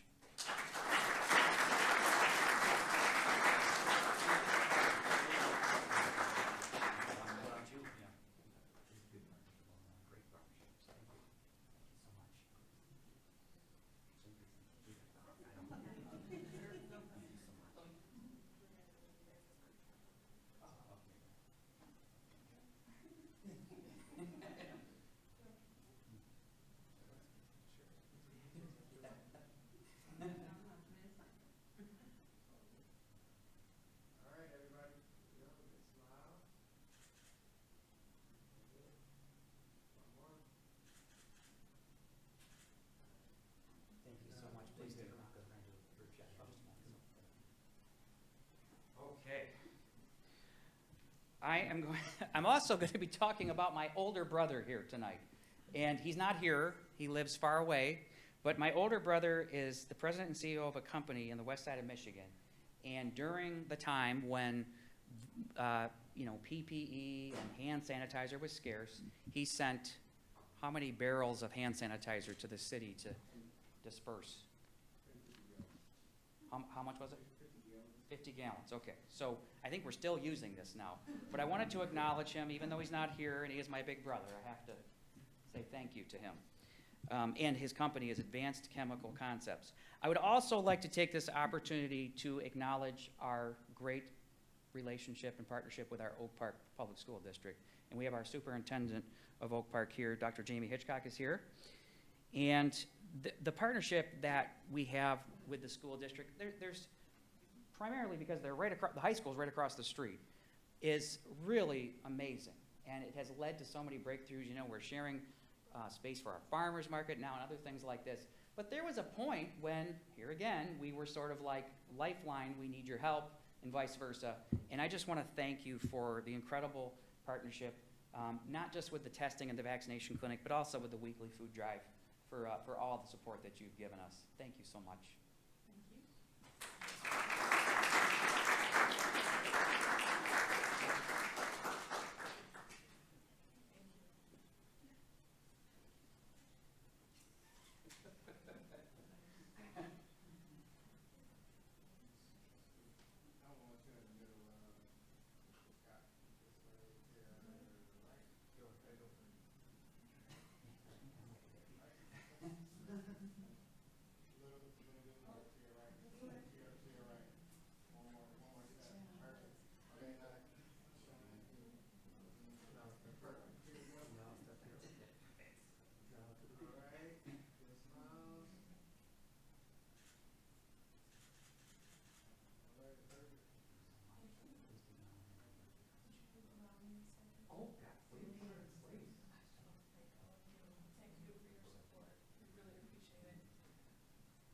I want to take this opportunity to thank a few people as well. So I appreciate the city offering me this opportunity to speak this evening. First of all, I have to thank our mayor. She has been so welcoming, supportive, and just jumped in ways that you can't imagine. From supporting the bond and assisting with that, to reading to students, it's limitless in terms of her support. So we truly appreciate that, as well as City Manager Tungate and the City Council, as well as the whole city of Oak Park. Really, I feel like we're an extended family. I can pick up the phone anytime I call. They're willing to jump in and help us in any way possible. So thank you so much. On behalf of our Board of Education, students, staff, and families, I would also like to highlight Janae Scott, as well as Henry Ford Health Systems. I cannot say enough about this wonderful organization. And at that time where there were so many really difficult things that we were experiencing as a school district and a community, it's like they just fell from the sky, an angel, to provide so much support in terms of testing and vaccinations, and lent time to sit on panels, to speak to our staff, to ease their nerves about returning to the classroom. So we thank you so much, Henry Ford, as well as Janae. And to our food service contractor, Chartwells, they have provided probably 250,000 meals to families throughout the community. So students, as well as community members and individuals from all around the area, so thank you. Gleaners has provided a tremendous amount of support for our families as well. And if any of you have seen our families lined up on Wednesdays in particular, you know how much their support really does count and has made an impact on our community. Ascension Providence, they have also provided additional support. They turned around in a matter of days virtual medical and mental health care for all of our students and families, and we can't thank them enough for that. United Way, as well as community member Gary Torgo and TCF Bank for providing financial support at the onset of the pandemic for Chromebooks as well as hotspots for students. And FedEx, who courageously got out and delivered all of the Chromebooks and hotspots to our families in 100 different zip codes. We have students that attend our school from 100 different zip codes, and they really made the commitment to make sure that our students had the ability to learn through receiving electronic devices. I would also like to thank our Board of Education, and I see one of our board trustees here in the audience, Dawn Corcoran. We appreciate our Board of Education for their support, so I'd like to thank President Hoyta as well as all board trustees for their ongoing support and commitment to doing what's in the best interest of our students and families. So again, thank you for this opportunity. I definitely feel like I should pay it forward. There are so many people here that really pitched in and made a tremendous difference and saved lives. So thank you so much. We appreciate it.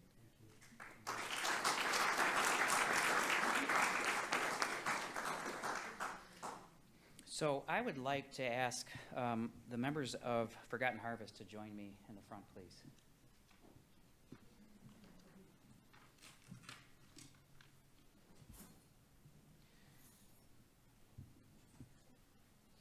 Is Ann? Ann's here? Hiding in the back, Ann. Come on up here. Come on. We have CEO Kirk Mays and staff. And I have to say, one of the, actually a continuing theme of heroism with Forgotten Harvest, and by the way, they're staying in Oak Park. Let's start there, so, right?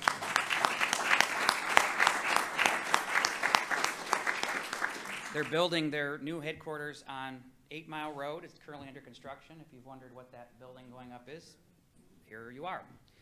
We're very proud to keep you. During the pandemic, and before, and will occur after, Forgotten Harvest has stepped up and continued to take on food insecurity in our city and in our region.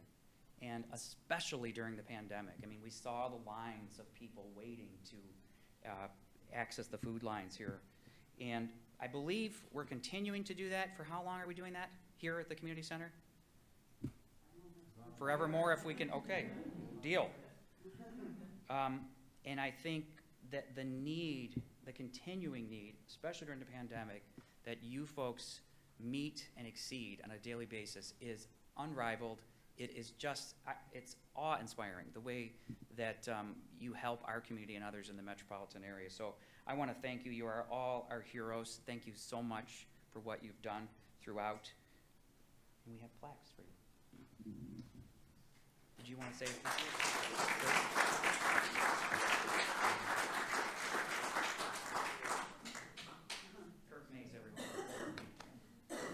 I don't have much to say. I know there's a lot of business left to get done. I just want to say how much of an honor it is for the Forgotten Harvest team to serve in Oak Park.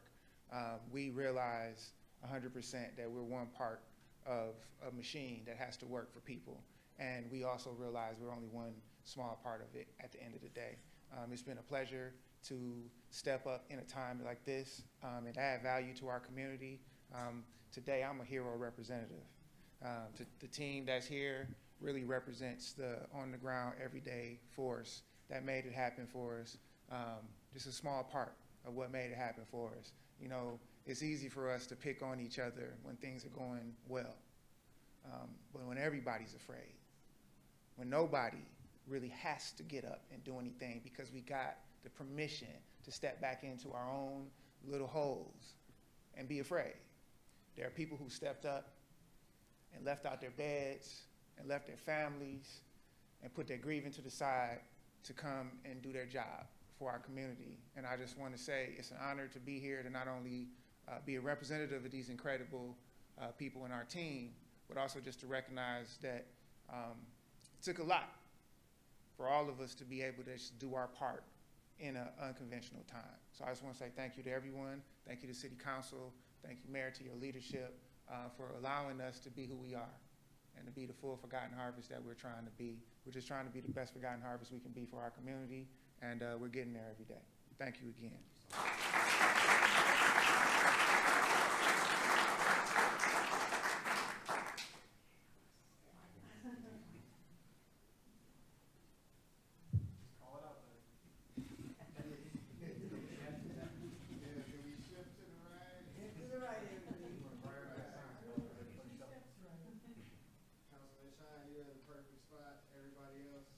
shift towards the right. And if you have to go kind of diagonally, it'll fit in. And you can step 1 foot up. Yeah, okay.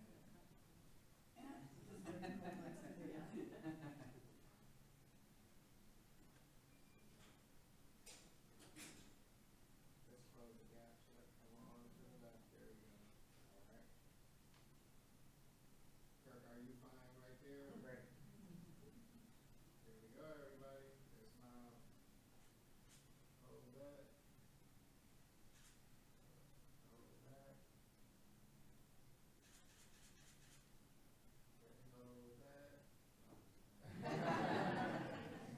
Hold that.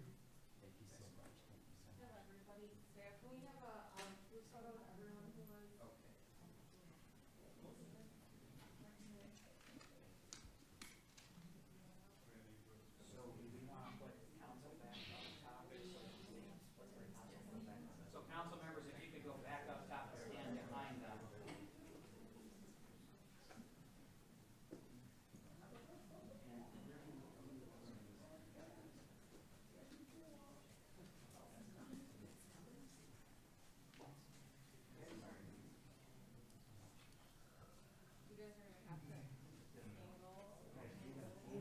Move the chairs back, and stand in front of the chairs. Move the chairs back and stand in front of the chairs.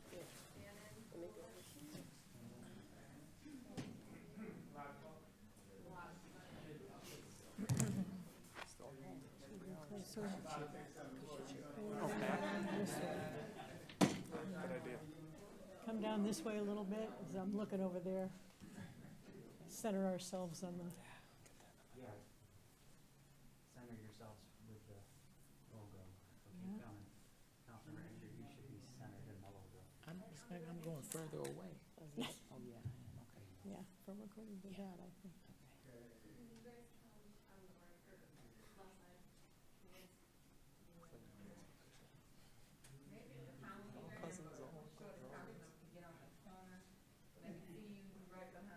Which one? Gotta put a tall one behind him, huh?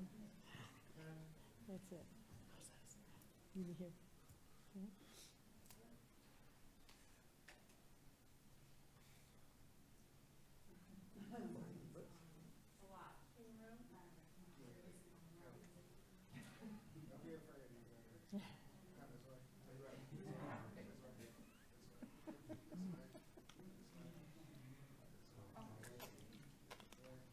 Vodka. It's a really good idea.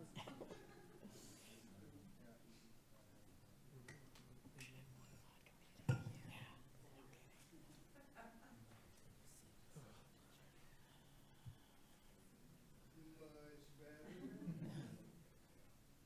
All right, everybody, good smiles. Smile. And hold that right there.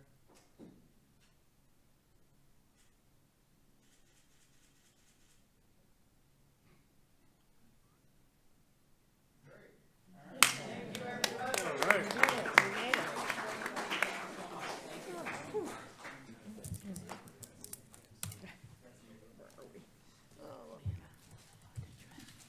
You are fine. You are fine. You always look fine.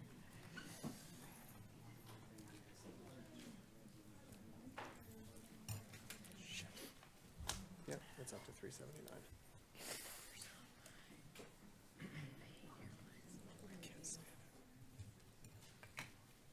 Again, I want to thank each and every one of you for your efforts to support the Oak Park community during this time. Donations and the access to a vaccine clinic helped hundreds, if not thousands, but there were still so many unfortunate losses. So while we cannot bring back those who lost their lives to COVID-19, we can ensure their memory lives on. I'm going to be asking our city council to create a COVID permanent memorial here in the city to remember those who died from this terrible disease, to ensure we give each life the honor and recognition it deserves. We want to create a memorial here at the city that embodies everyone's spirit along with the spirit of the Oak Park community. this is where your input becomes vital. And soon, we're going to provide access as long as City Council gives us the go-ahead to allow ideas to be submitted to the city for this permanent memorial. And once this document goes live, we're not ready yet, but once it goes live, it will be announced across our communication channels. And again, at this point, your input is welcomed and encouraged. Thank you so much to our heroes, and thank you so much for every member of our community who stepped up during this time. Thank you. Bravo. Beautiful, beautiful moment. It's good just to all be together in one room, amazingly, breathing. Something we took for granted, and then during COVID, learned not to take for granted.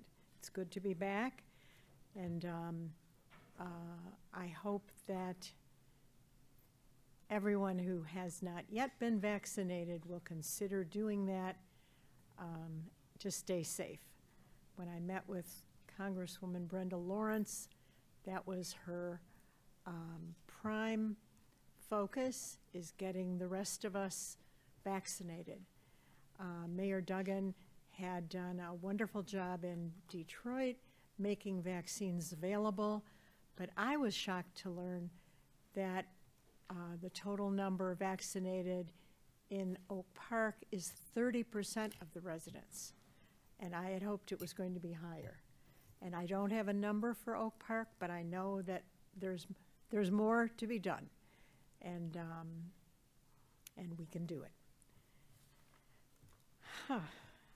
We are now at item 7 on the agenda, which is a public hearing for the tavern license application for Berkeley Coffee Limited, 14661 West 11 Mile, Suite 500. So I will now declare the public hearing open, and the people that we need to hear from would be first is the owner of the, please come up and introduce yourself and tell us what your vision is and how far you are along on it. Hello, everybody. My name's Ken, owner of Berkeley Coffee, as was mentioned here. I've been a resident of Berkeley for the last 13 years or so, and business owner as well. We've had offices in Southfield, Clawson, and now currently Royal Oak.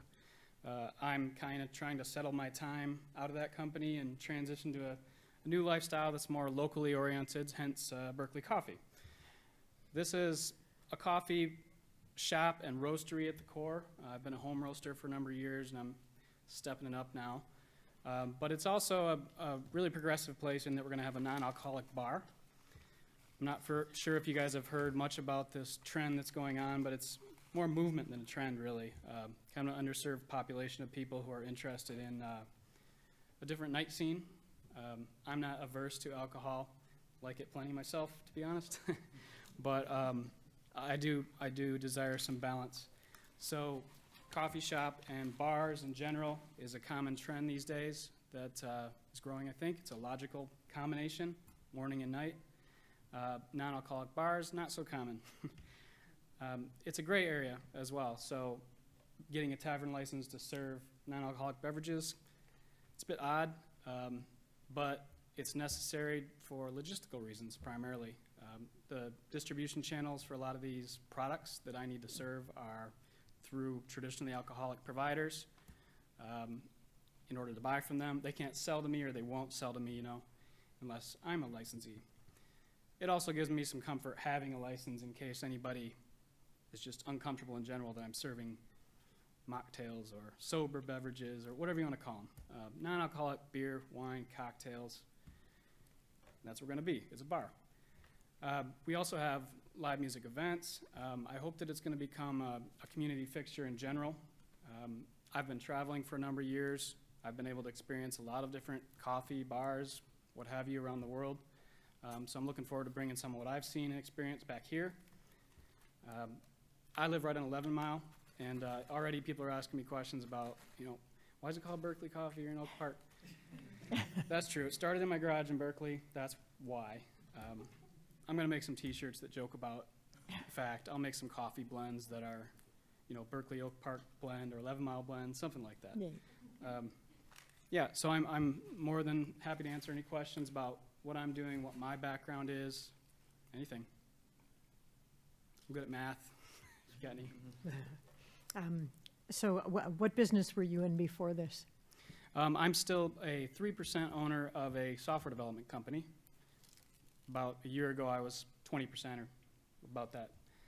We've got 3 offices, Orlando, one near London, UK, and then one here that I helped start several years back in Southfield. We're now in Royal Oak, and they do, I should get used to that, they do a lot of video systems that are for large entertainment venues like theme parks. Like if you've ever been to Harry Potter World or anything like that where there's these very large theme park screens, we make specialty players for that. So that's allowed me to afford this venture, the company buying back my ownership for the most part, with just a little bit of skin in the game left over for me to hopefully keep making some funds of.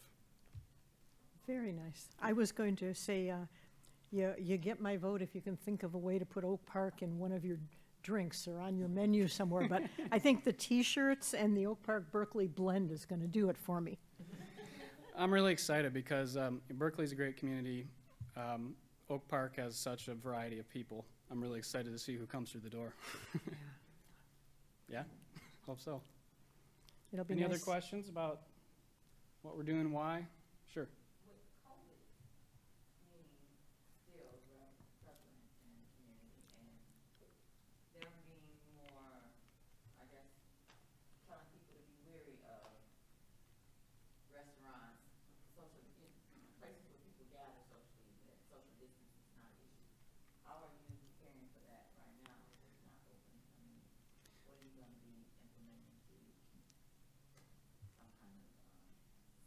We'll have to follow legal guidelines, of course, and just not legal, ethical. I'm concerned about everybody's safety too.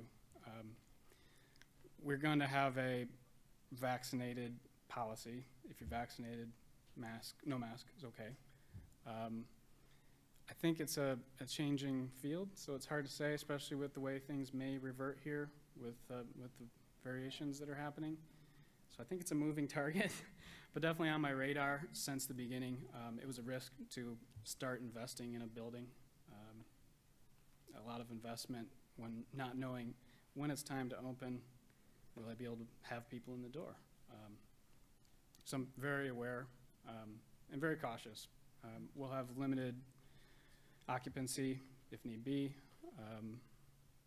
Beyond that, I think I just got to keep an eye on things for the next September is when we're targeted to open right now.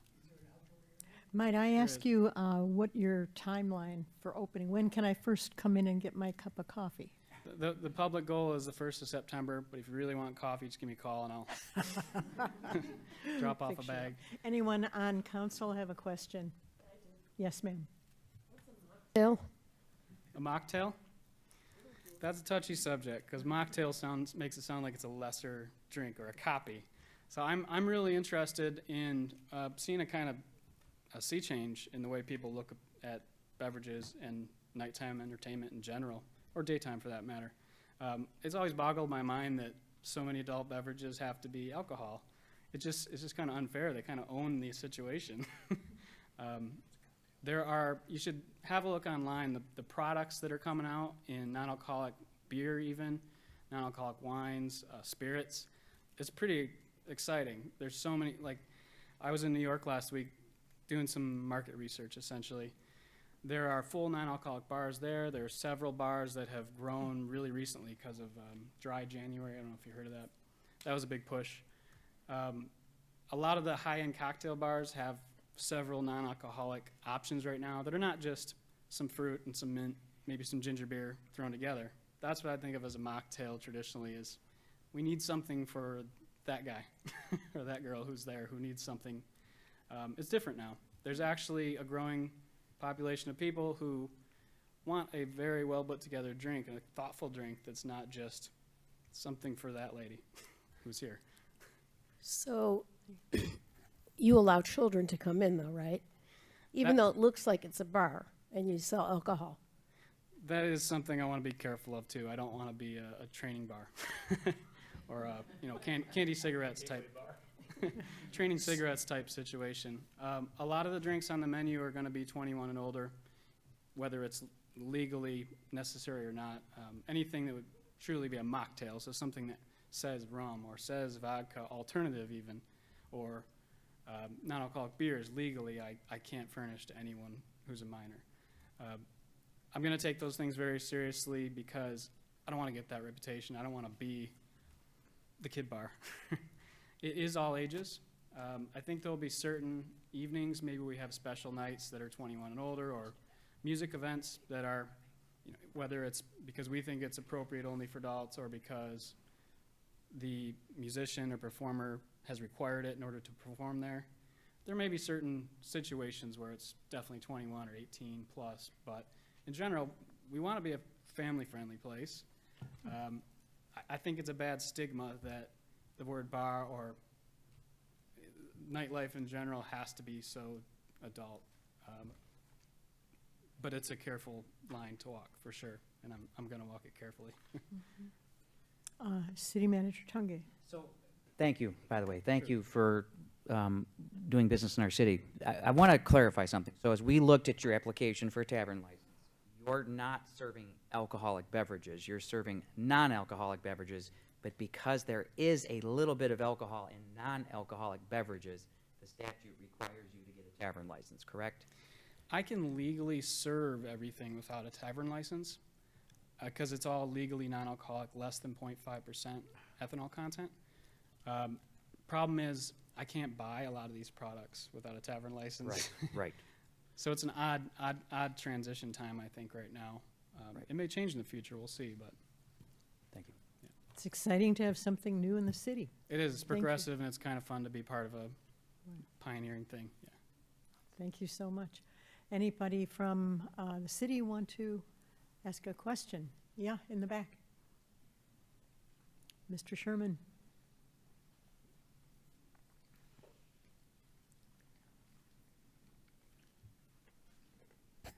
Good evening, Ken Sherman on Jerome Park. I wasn't planning to ask any questions about this, but I guess I'm a little concerned that this is probably like the 4th or 5th tavern license that you're handing out for a business on 11 Mile, where it seems like, excuse me, you're, you know, kind of en massing all the tavern businesses with the exception of, I think, Sahara Restaurant on 11 Mile. And I wondered why that is. Why don't we look at the city as a whole and say 9 Mile or another location other than 11 Mile?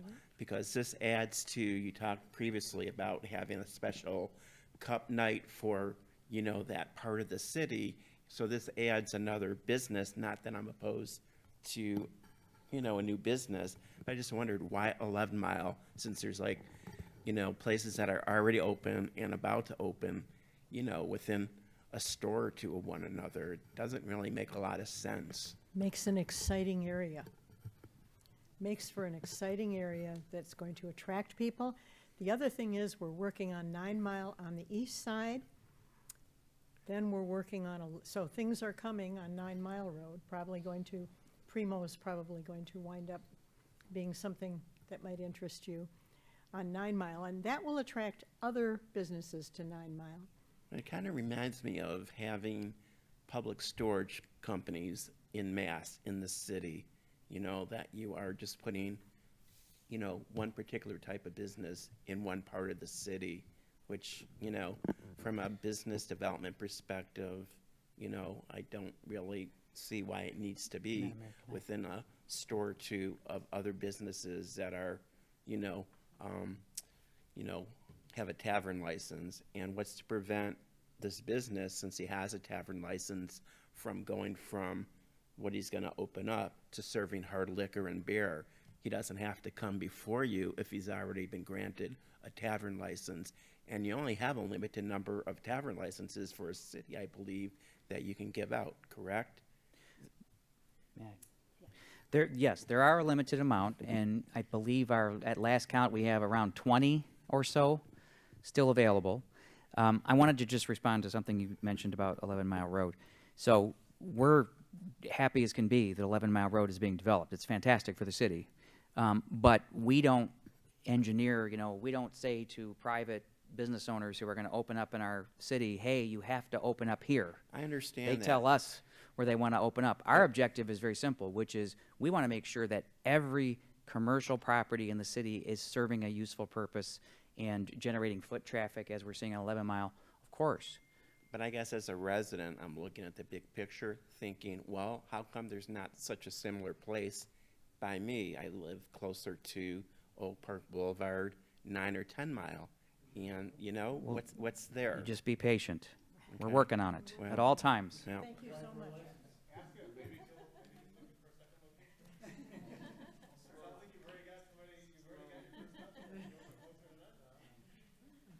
Can I respond with one thing? Okay. Just one response. I totally understand your position. One thing I will say, though, is this is logistically like bars and such, but this is a really unique place. There's not another place like this within 1,000 miles. So I think try to look at it that way. I can't speak for all businesses, but I'm interested in doing something different that can attract more people to the area. I think that clump of businesses right there on 11 Mile, Randolph Building is where I'm at. There's the brewery next door and to be determined business to the west of us, maybe 2 or 3 businesses, we'll see. Couple breweries down the street and a market opening up. I agree, it's definitely becoming a district of sorts, and I think that's the way you've hoped it to turn out. They're opening a social district, which is very exciting. I think it is something to be excited about, and I'm glad to be a part of it, and I hope that the same thing can happen all around town and other districts too. Any further public comment? Yes, sir. Steve Gold. Right, Steve Gold, Oak Park, Michigan. There used to be a place called the Raven Gallery, which was worldwide famous. It was a folk place. It was on Greenfield, on 11 Mile Road. I'm sorry, a little bit north of. Then it became a restaurant, and then finally left. I used to love that place because it was a non-alcoholic coffee house. Not only they had live music, they had drinks, all sorts of wonderful non-alcoholic drinks, not just, pop, soda or something like that.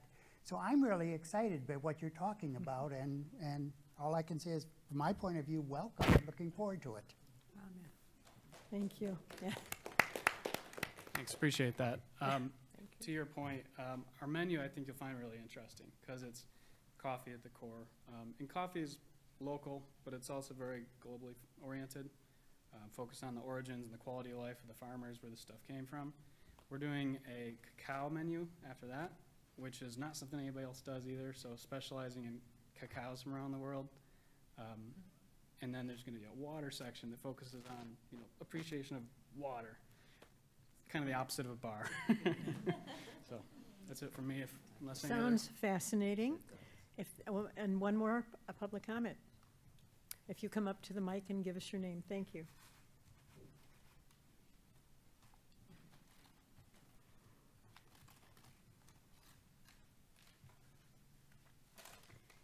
Good afternoon, City Council. Dawn Corcoran, Oak Park, Pearson. I just had one question. Would there be any vegan coffee? That was it. So just coffee is inherently vegan, but milk is often a really common match. Yes, we've got oat milk at the least. I'm also working on some almond milk options, and a lot of like I was saying, the chocolates. It's getting really popular for those to be made with oat milk or almond milk instead of milk chocolate as well. So yeah, all over the menu, I think almost every category of the menu, there's something that'll suit gluten-free, vegan, you name it, designation, organic, etc. Yeah. You know that somebody grew up in Oak Park and founded New Milk. I don't know if you heard of that. New milk, that sounds like a alternative milk. Yeah. Cool. No, I didn't hear about that. It was actually just on Shark Tank. Ah, cool. It was somebody who grew up across the street from me, former Oak Park resident, Ari Tolwyn. Good to know. New Milk makes they make fresh plant-based milk in the store. Good to know. Very interesting thing. As I said, Oak Park is on the cutting edge. Yes, ma'am.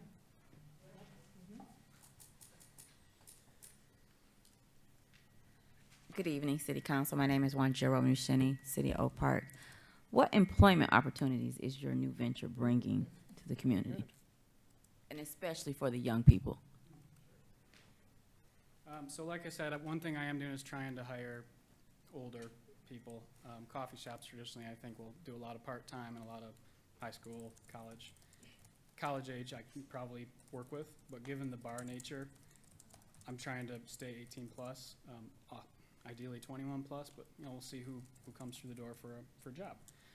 From day one, I'm not going to be a regular employee. I'm going to employ full-time people, management, full-time general food staff, and several part-time people. Another angle of the business will be the music events or events in general. I'm trying to get involved with some artists to bring in and show things that they've designed. I'm also employing some artists currently to help me with interior design. Oak Park resident called Joey Solomon's doing a mural for me in there. But the events in general, where we currently bring in people who want some evening or weekend work or what have you for lights and sound and things like that. Well, this is the most exciting public hearing we've ever had. Thank you for your input. If there's no further comments from the audience, I will close the public hearing. And that brings us to the section where City Council is requested to approve the tavern license application for Berkeley Coffee Limited, 14661 West 11 Mile, Suite 500. Is there a motion for that? So moved. Second. Thank you. That's for Radner and Mayor Pro Tem. Thank you. Any discussion or questions? I was ready to vote yes before the hearing even started. There's nothing quite like a good, strong mocktail and some non-alcoholic beer at the end of a long, hard day. I just Said not me, ever. Coffee, that's what's... But like you said, different strokes for different folks. So. That's right. Oh, cute. Any other comments after that very astute comment from... No. Roll call, please. Mayor Pro Tem Burns. Yes. Councilmember Edgar. Yes. Mayor McClellan. Yes. Councilmember Radner. Yes. And Councilmember Whitehead. Yes. Unanimously, we welcome you to the City of Oak Park, and I can't wait to first team. You do well under cross-examination, by the way. Said our council member who's in the room. All right, moving on. Special licenses, fun time. Request for special event license and waiver of fee submitted by Stantel Dickow, 10450 Albany Street for the Albany Block Party to be held August 14th, 2021. I think it is the second annual. Is anyone here from that group? Okay. Is there a motion to grant this request? So moved. Thank you, Mayor. Seconded. And is there a second? Julie. Julie. Julie Edgar.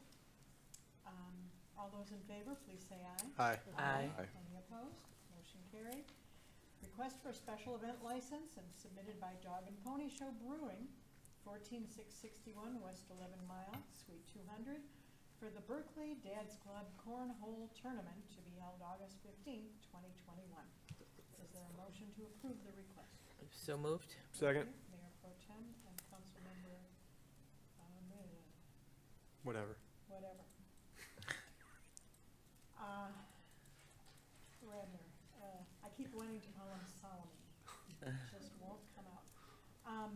All those in favor, please say aye. Aye. Aye. Any opposed? Motion carried. No communications. Down to item 9. Request for special event license. Nope. We just did that. Nope. Top 10 accounting Let's go to reports. 10 this time. Ripping through this Accounting thing. reports. Aha. Approval for payment of invoices submitted by Gary Mil RPC for legal services in the total amount of $12,245.79. Is there a motion? So moved. Second. Councilmember Radner. Any discussion? Roll call, please. Councilmember Edgar, Yes. Mayor McClellan, Yes. Councilmember Radner, Yes. Councilmember Whitehead, Yes. and Mayor Pro Tem Burns. Yes. Motion carried. We are down to the city attorney section.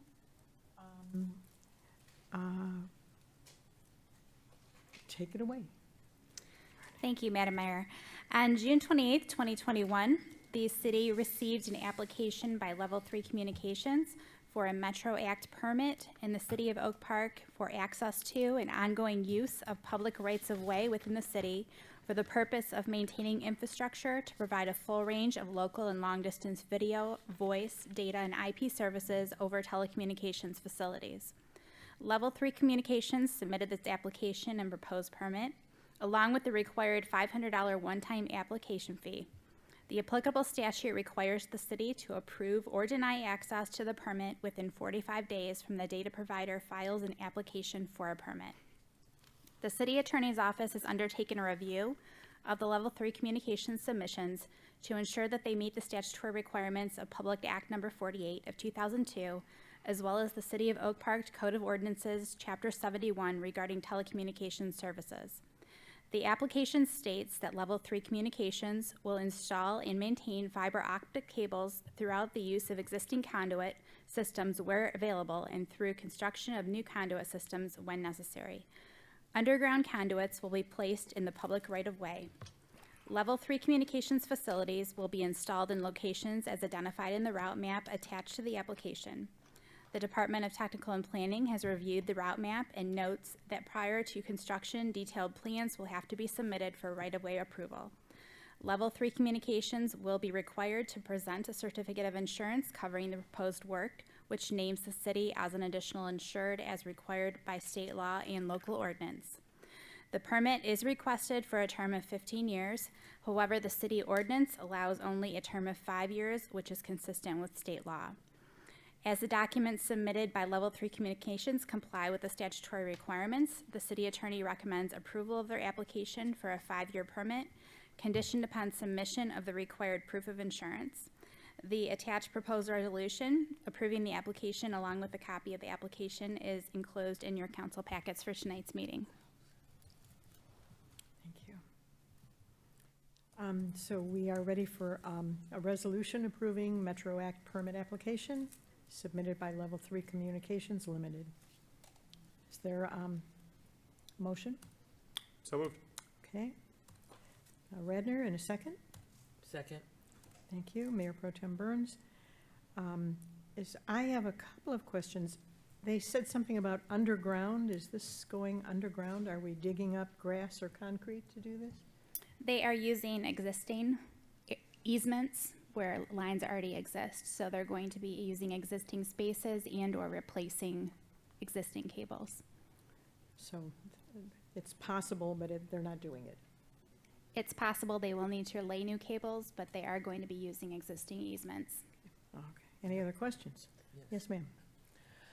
You mentioned that the initial contract was for 15 years, but we only said we'd do it for 5. Is that correct, or? That's correct. That is what we are limited to by ordinance and also consistent with state law. Thank you. 5 years, yeah. Any further questions? Yeah, I'm just curious what Level 3 is. Do they contract with bigger telecom companies like AT&T? I mean, are they a subcontractor? Do they actually provide a service, or they're just laying the cable? They're responsible for laying the infrastructure that supports other providers' networks in the city.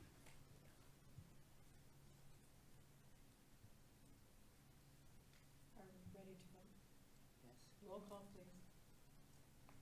Mayor McClellan. Yes. Councilmember Radner. Yes. Councilmember Whitehead. Yes. Mayor Pro Tem Burns. Yes. Councilmember Edgar. Yes. Motion carried. Thank you. City Manager Eric Tungate, you only have one item. Yes, thank you, Madam Mayor, members of council. Before I go through that one item, and by the way, I'd like to ask Director Robert Barrett, please join me at the podium. I'd like to mention, you may be wondering why the community and event update is not on the agenda. We will be placing that on one agenda per month going forward. It's just a lot of information at every meeting, so just for people's sake of time. So with that said, 14A, Director Robert Barrett, please. Thank you, Eric. Good evening, Mayor and Council. Before you is proposed change order number 3 and pavement application number 5, final, for the 2018 Pocket Parks Construction Project 689. The proposed change order is for additional wiring for a separate circuit at the streetlights. This project added pocket parks at the intersections of both Seneca and Sherman, and at 9 Mile, this project is approximately 100% complete. I should say not approximately, it is complete now. This is the final payment. It is recommended that change order number 3 for the 2018 Pocket Park construction be approved to Warren Contractors and of Shelby Township for the amount of $3,217.20. It's further recommended that the pavement application number 5, final, for the same be approved for the amount of $13,217.20. Funding is available from the Major Street Fund, Oakland County Grant, and tax foreclosure revenue for this expenditure. Is there a motion to that effect? So moved. Councilmember Radner and Mayor Pro Tem Burns, thank you. So this was wiring that we didn't know we needed at those parks? The change order is for, we had wiring there for a single circuit where you could plug in for events on the street light poles that are at the parks, but that was connected to the street light, which has a dusk to dawn sensor on there. So once we had that all set up, we just figured out we needed a separate circuit Got that it. would run Got for it. that. Yep, thank you. Any questions?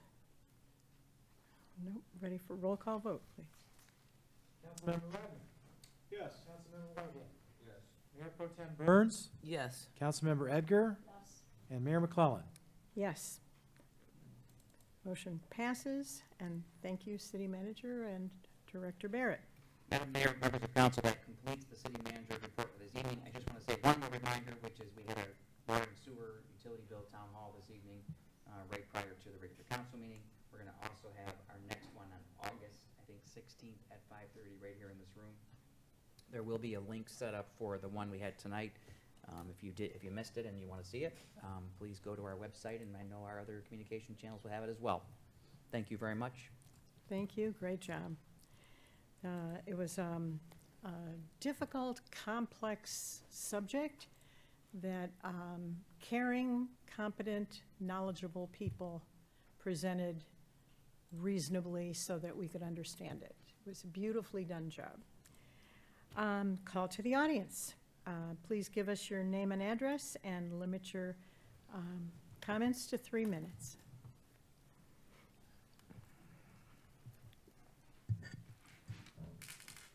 Steve Gold, 15,000 Leslie Street, Oak Park.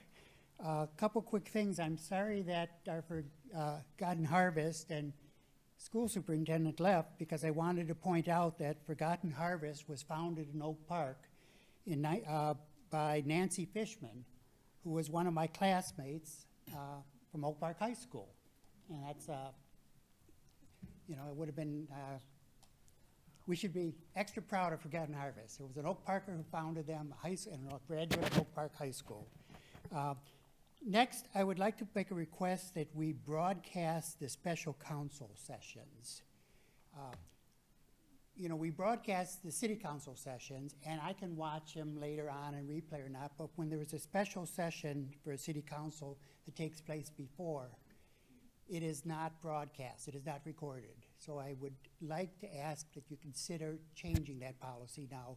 Of course, I do know that there are times you're in closed session, but that could easily be edited out or something like that. My third item goes back to water.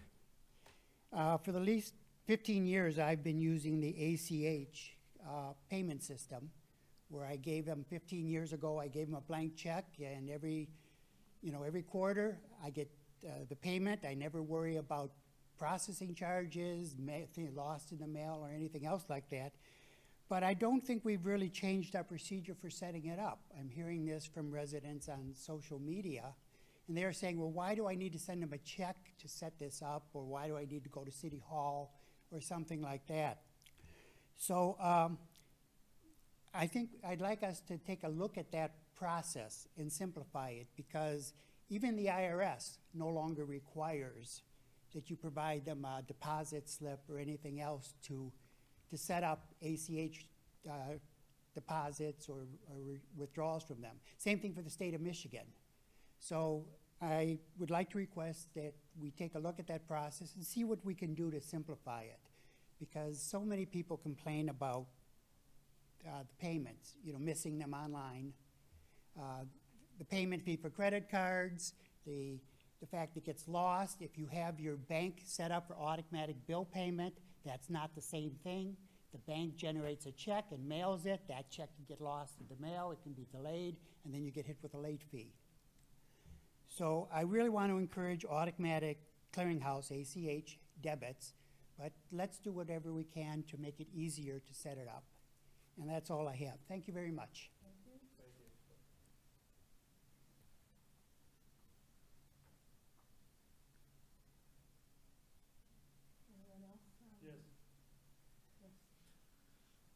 My name is Donald Jones. This is a call to the council and staff and the public. We've heard of Friends of the Public Library. We've heard of Friends of the Central Park. And so I've got the brilliant idea there should be Friends of Shepherd Park. And so I'm inviting everybody to join the Facebook group that I set up, and we'll see if there's enough interest to really go forward and kind of fill in the extra 10% that Parks and Rec can't do with Shepherd Park, because it's quite a asset already. And the more people that care about it, the better it'll be. So if you are on Facebook, Friends of Shepherd Park is a Facebook group. Find it, like it, bug me. If not, see me afterwards. I'll get your name and I'll keep track of you. Thank you.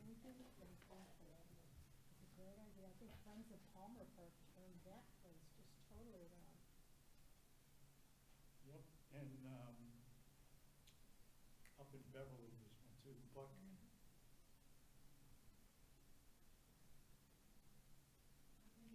Sorry.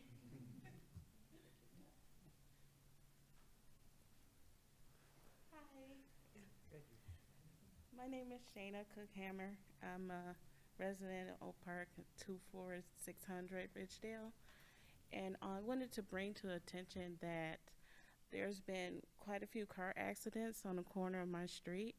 Because as soon as people come off of Coolidge and they're making that right turn, it's just only 2 yield signs. And they blow through them. And about a week ago on a Sunday, there was an accident that involved a mother with both of her children in a car.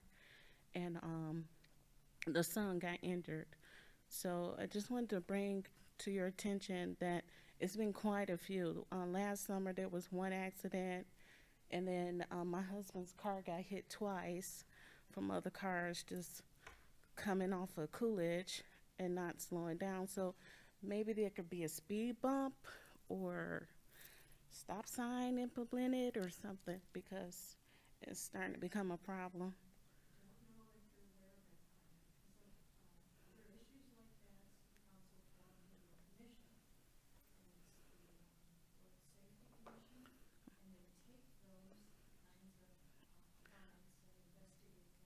Okay. Called a Street Safety Commission. And you can look it up on Facebook. I think they have a page. You can contact me after the meeting and I'll get you hooked up with them. And that would be a great place to start with that kind of an issue. Okay. Thank you so much. Thank you. bringing it. And also, my husband owns a business on 9 Mile, and it's 10332 on 9 Mile.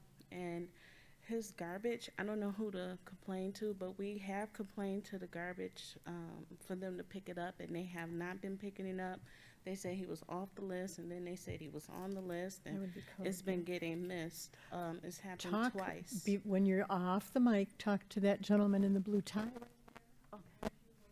Okay. All right. Okay. Thank you very much.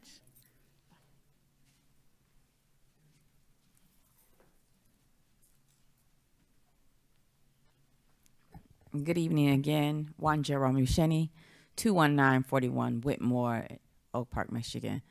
I have a question about the fences for the residence yards. I was raised in Oak Park, and the fences are the same. As now being a homeowner, my issue is, and I think I've talked to technical planning several times about this, because I get fines all the time, and none of my neighbors seem to get these fines. I don't understand it, but the trees or the weeds or whatever are growing through these fences. Like, I have an issue. I'm in the middle, and my two neighbors let their greenery from their shrubs go in through the fences. They're growing. And I pay several times through the summer to cut it down, to keep down bugs, and to enjoy my backyard. And I've asked several times, how do I get some kind of compensation or some kind of help with it? Because it's their shrubbery, but it's coming through my fence. And if they don't take care of it, then I'm stuck with looking at it and dealing with it. So I've gotten nowhere at technical and planning about it. And now there's a tree that seems to have, at one time, DTE used to cut the trees. I don't know why they don't do it anymore, but there's a tree. From what I understood when I was growing up, if the pole was on your side of the yard, that's your responsibility. If the pole is on the other side, that's their responsibility. Is that not still the same? Your fence line you can cut. Okay. That's from English common law, I was told, from long ago. I understand that I can cut it, but my issue is having to keep cutting their trees that constantly Please overgrow. talk to the gentleman back there in the blue tie. Okay, thank you. Thank you so much.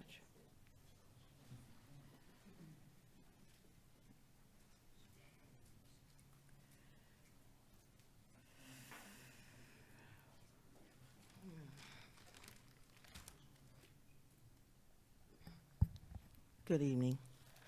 Mr. Tugate, I wasn't aware of the meeting prior to this in regards to the water bill. So I'll talk to you later about that, because I would have been the first one in the door. Hearing some of the residents this evening, I have a couple issues before I get into the water bill. One mentioned about vehicles with accidents. I haven't seen an accident on my street on Condon 23530 Condon. However, every day I'm hearing loud sounds from a particular vehicle going too fast. It's not a freeway. We have children, we have animals that cross the street. I'm afraid something might happen before someone do anything about it. So it goes on all the time. They coming from the north side of Condon, before Oak Park Boulevard, and cross Oak Park Boulevard. I don't know why they make it such a, a through street where they just go back and forth. I'm I think wondering. on that one, you can ask public safety. You can give them the area and the problem, and it's very helpful for them if you can give them a certain time, like is it 3 in the afternoon, or is it usually between 9 and 11? Time, sleep time, you name it. They're out there. But like, when would they be most likely to Yeah, find well, this I'll person? let them know, but I had requested a couple years for what you call that the speed trap or whatever, and I didn't get it. When I had a block club on that street, I would get it from the prior community liaison. Well, not prior one, years ago. But anyway, so nevertheless, I would like to have that on the street if possible. We have the neighborhood watch thing that we got years ago. So I'm gonna move on to another situation about the trimming of the branches and stuff on the fences. Been there, done that. Paid somebody who ripped me off over $2,000. I'm currently submitted, so they call tree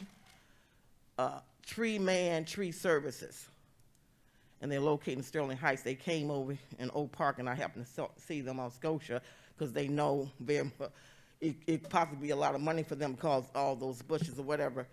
He destroyed my yard And next door to me, they're trying to sell their house, and my yard looks horrific, what they had done to me. So I filed a complaint with the state attorney general, Nesso. I have not heard anything yet, but they did receive my complaint. So two people here, the residents here, we have a common issue that's going on. Moving forward, the water bill, Mr. Tungate, I was forced to sign it even though I disagree on, the payment plan because my bill is $1,700. So I disagreed on that. So but I was forced to sign it because the ultimatum was I was going to get shut off. I have medical issues. I'm a senior citizen, and I disagree that they claim they found something in the toilet was running, but I didn't hear anything and didn't see it either. The person who came from the city is not a plumber. He works for the city. So I wish you had let me know that there was a scheduled meeting prior to this one. And let me end this here. To change, we can make, no change can be made if everything remains the same. And I hope things are changed in 2021 and 2022. We got COVID-19 still here, and I wish you all be open more to the people who pay taxes here instead of the people that you work with every day. Thank you.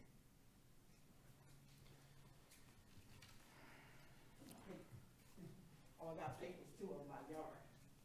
Who'd I talk to about it? The gentleman right there. Oh, please. You got something in common. I talked to her daily. Daily. Anybody else?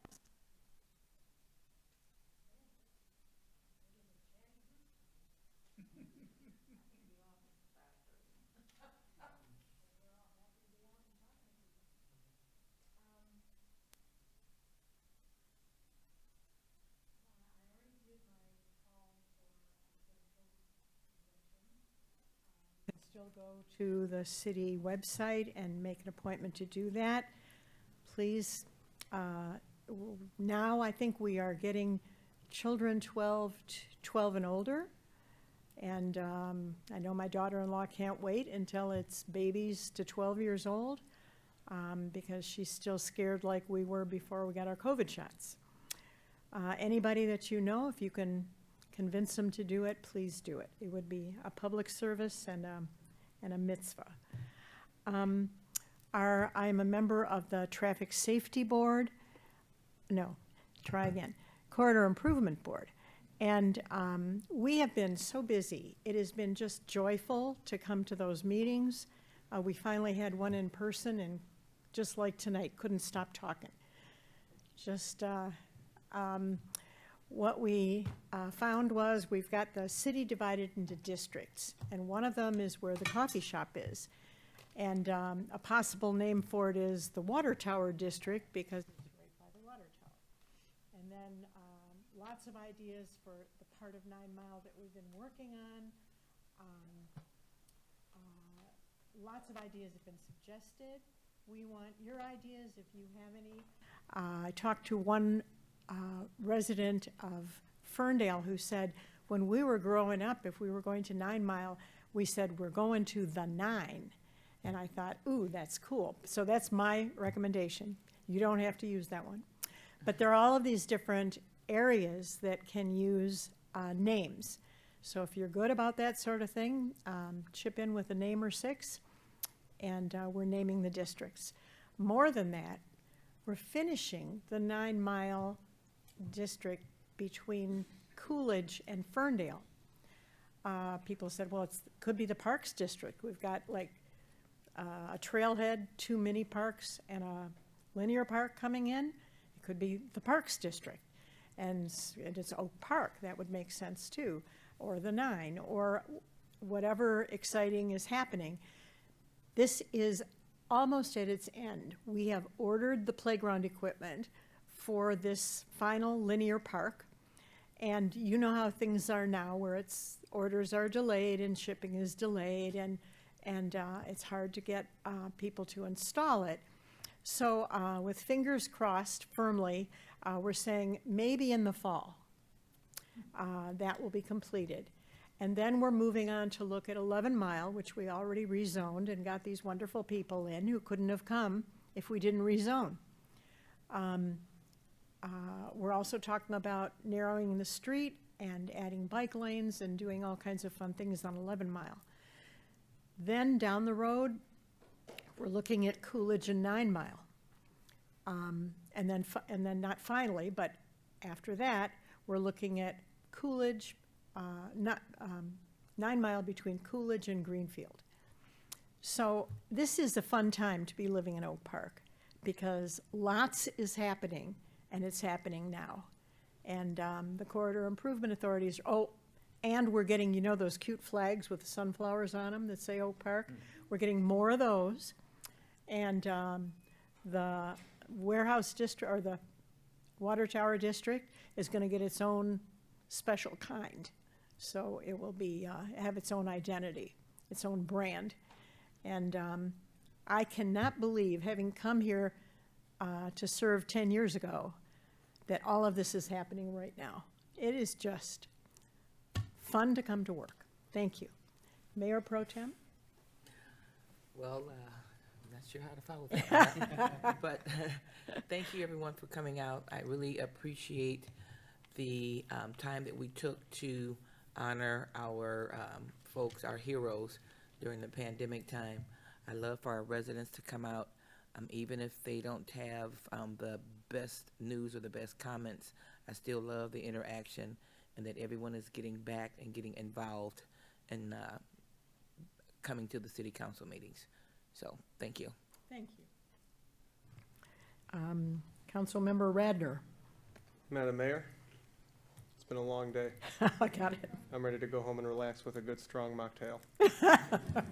Okay. Councilmember Edgar. Thank everybody for coming out tonight. And although it's a little early, mark your calendars for Sunday, September 12th. We're going to be doing a cleanup along Greenfield between 9 and 10. This is slow, but we are aiming to build some momentum for community cleanup. So we're starting here, and I hope to see lots of you out. I want to thank Ken for bringing a coffee shop to my neighborhood. Really excited about that. Can't wait for my Shirley Temple. So excited. And I am very glad that the city is moving forward with a COVID memorial. We lost a lot of people to COVID. I think I'm not sure we broke any records, but at the beginning of the pandemic, I think Oak Park really was at the top in terms of the percentage of residents that we lost to COVID. So I think it's apt that we remember them with a memorial of some kind. So all ideas are welcome, of course. And thank you all for coming out. Councilmember Whitehead. Thank you, Madam Mayor. Just want to thank the staff and administration for staying after late hours today doing this utility bill town hall. That was very important. A lot of great information that came from that town hall, and I'm excited that we're doing it again. Very, very important to just get everybody on the same page as we do this transition with the bills. I would also like to thank Ken, as my fellow council has mentioned as well, with Berkeley Brewery / Oak Park Brewery. But we really appreciate you. I'm really impressed with the businesses coming here to Oak Park. They're all of the business owners that I've been meeting that are especially coming to that 11 Mile area. They're all innovative. They're all smart, brilliant people, progressive businesses that they're bringing. So that's really welcomed. And I think it's going to really help our young professionals and our families coming into the city and wanting to stay here for a long, long time. I also would like to say our special recognees that we recognize tonight. I really appreciate all our heroes. They saved lives, as city manager said. So we really appreciate you. From Forgotten Harvest to Henry Ford, to the Shell gas station, Value Wholesale, Advanced Chemical Concepts, Oak Park School District. We couldn't have got through this without all of these people stepping up. So we really appreciate you. And thanks. I will yield the rest of my time. Thank you, everybody, for staying late and for all your work. and for coming and being interested and participating. There being no further business to come before the council, this meeting is adjourned.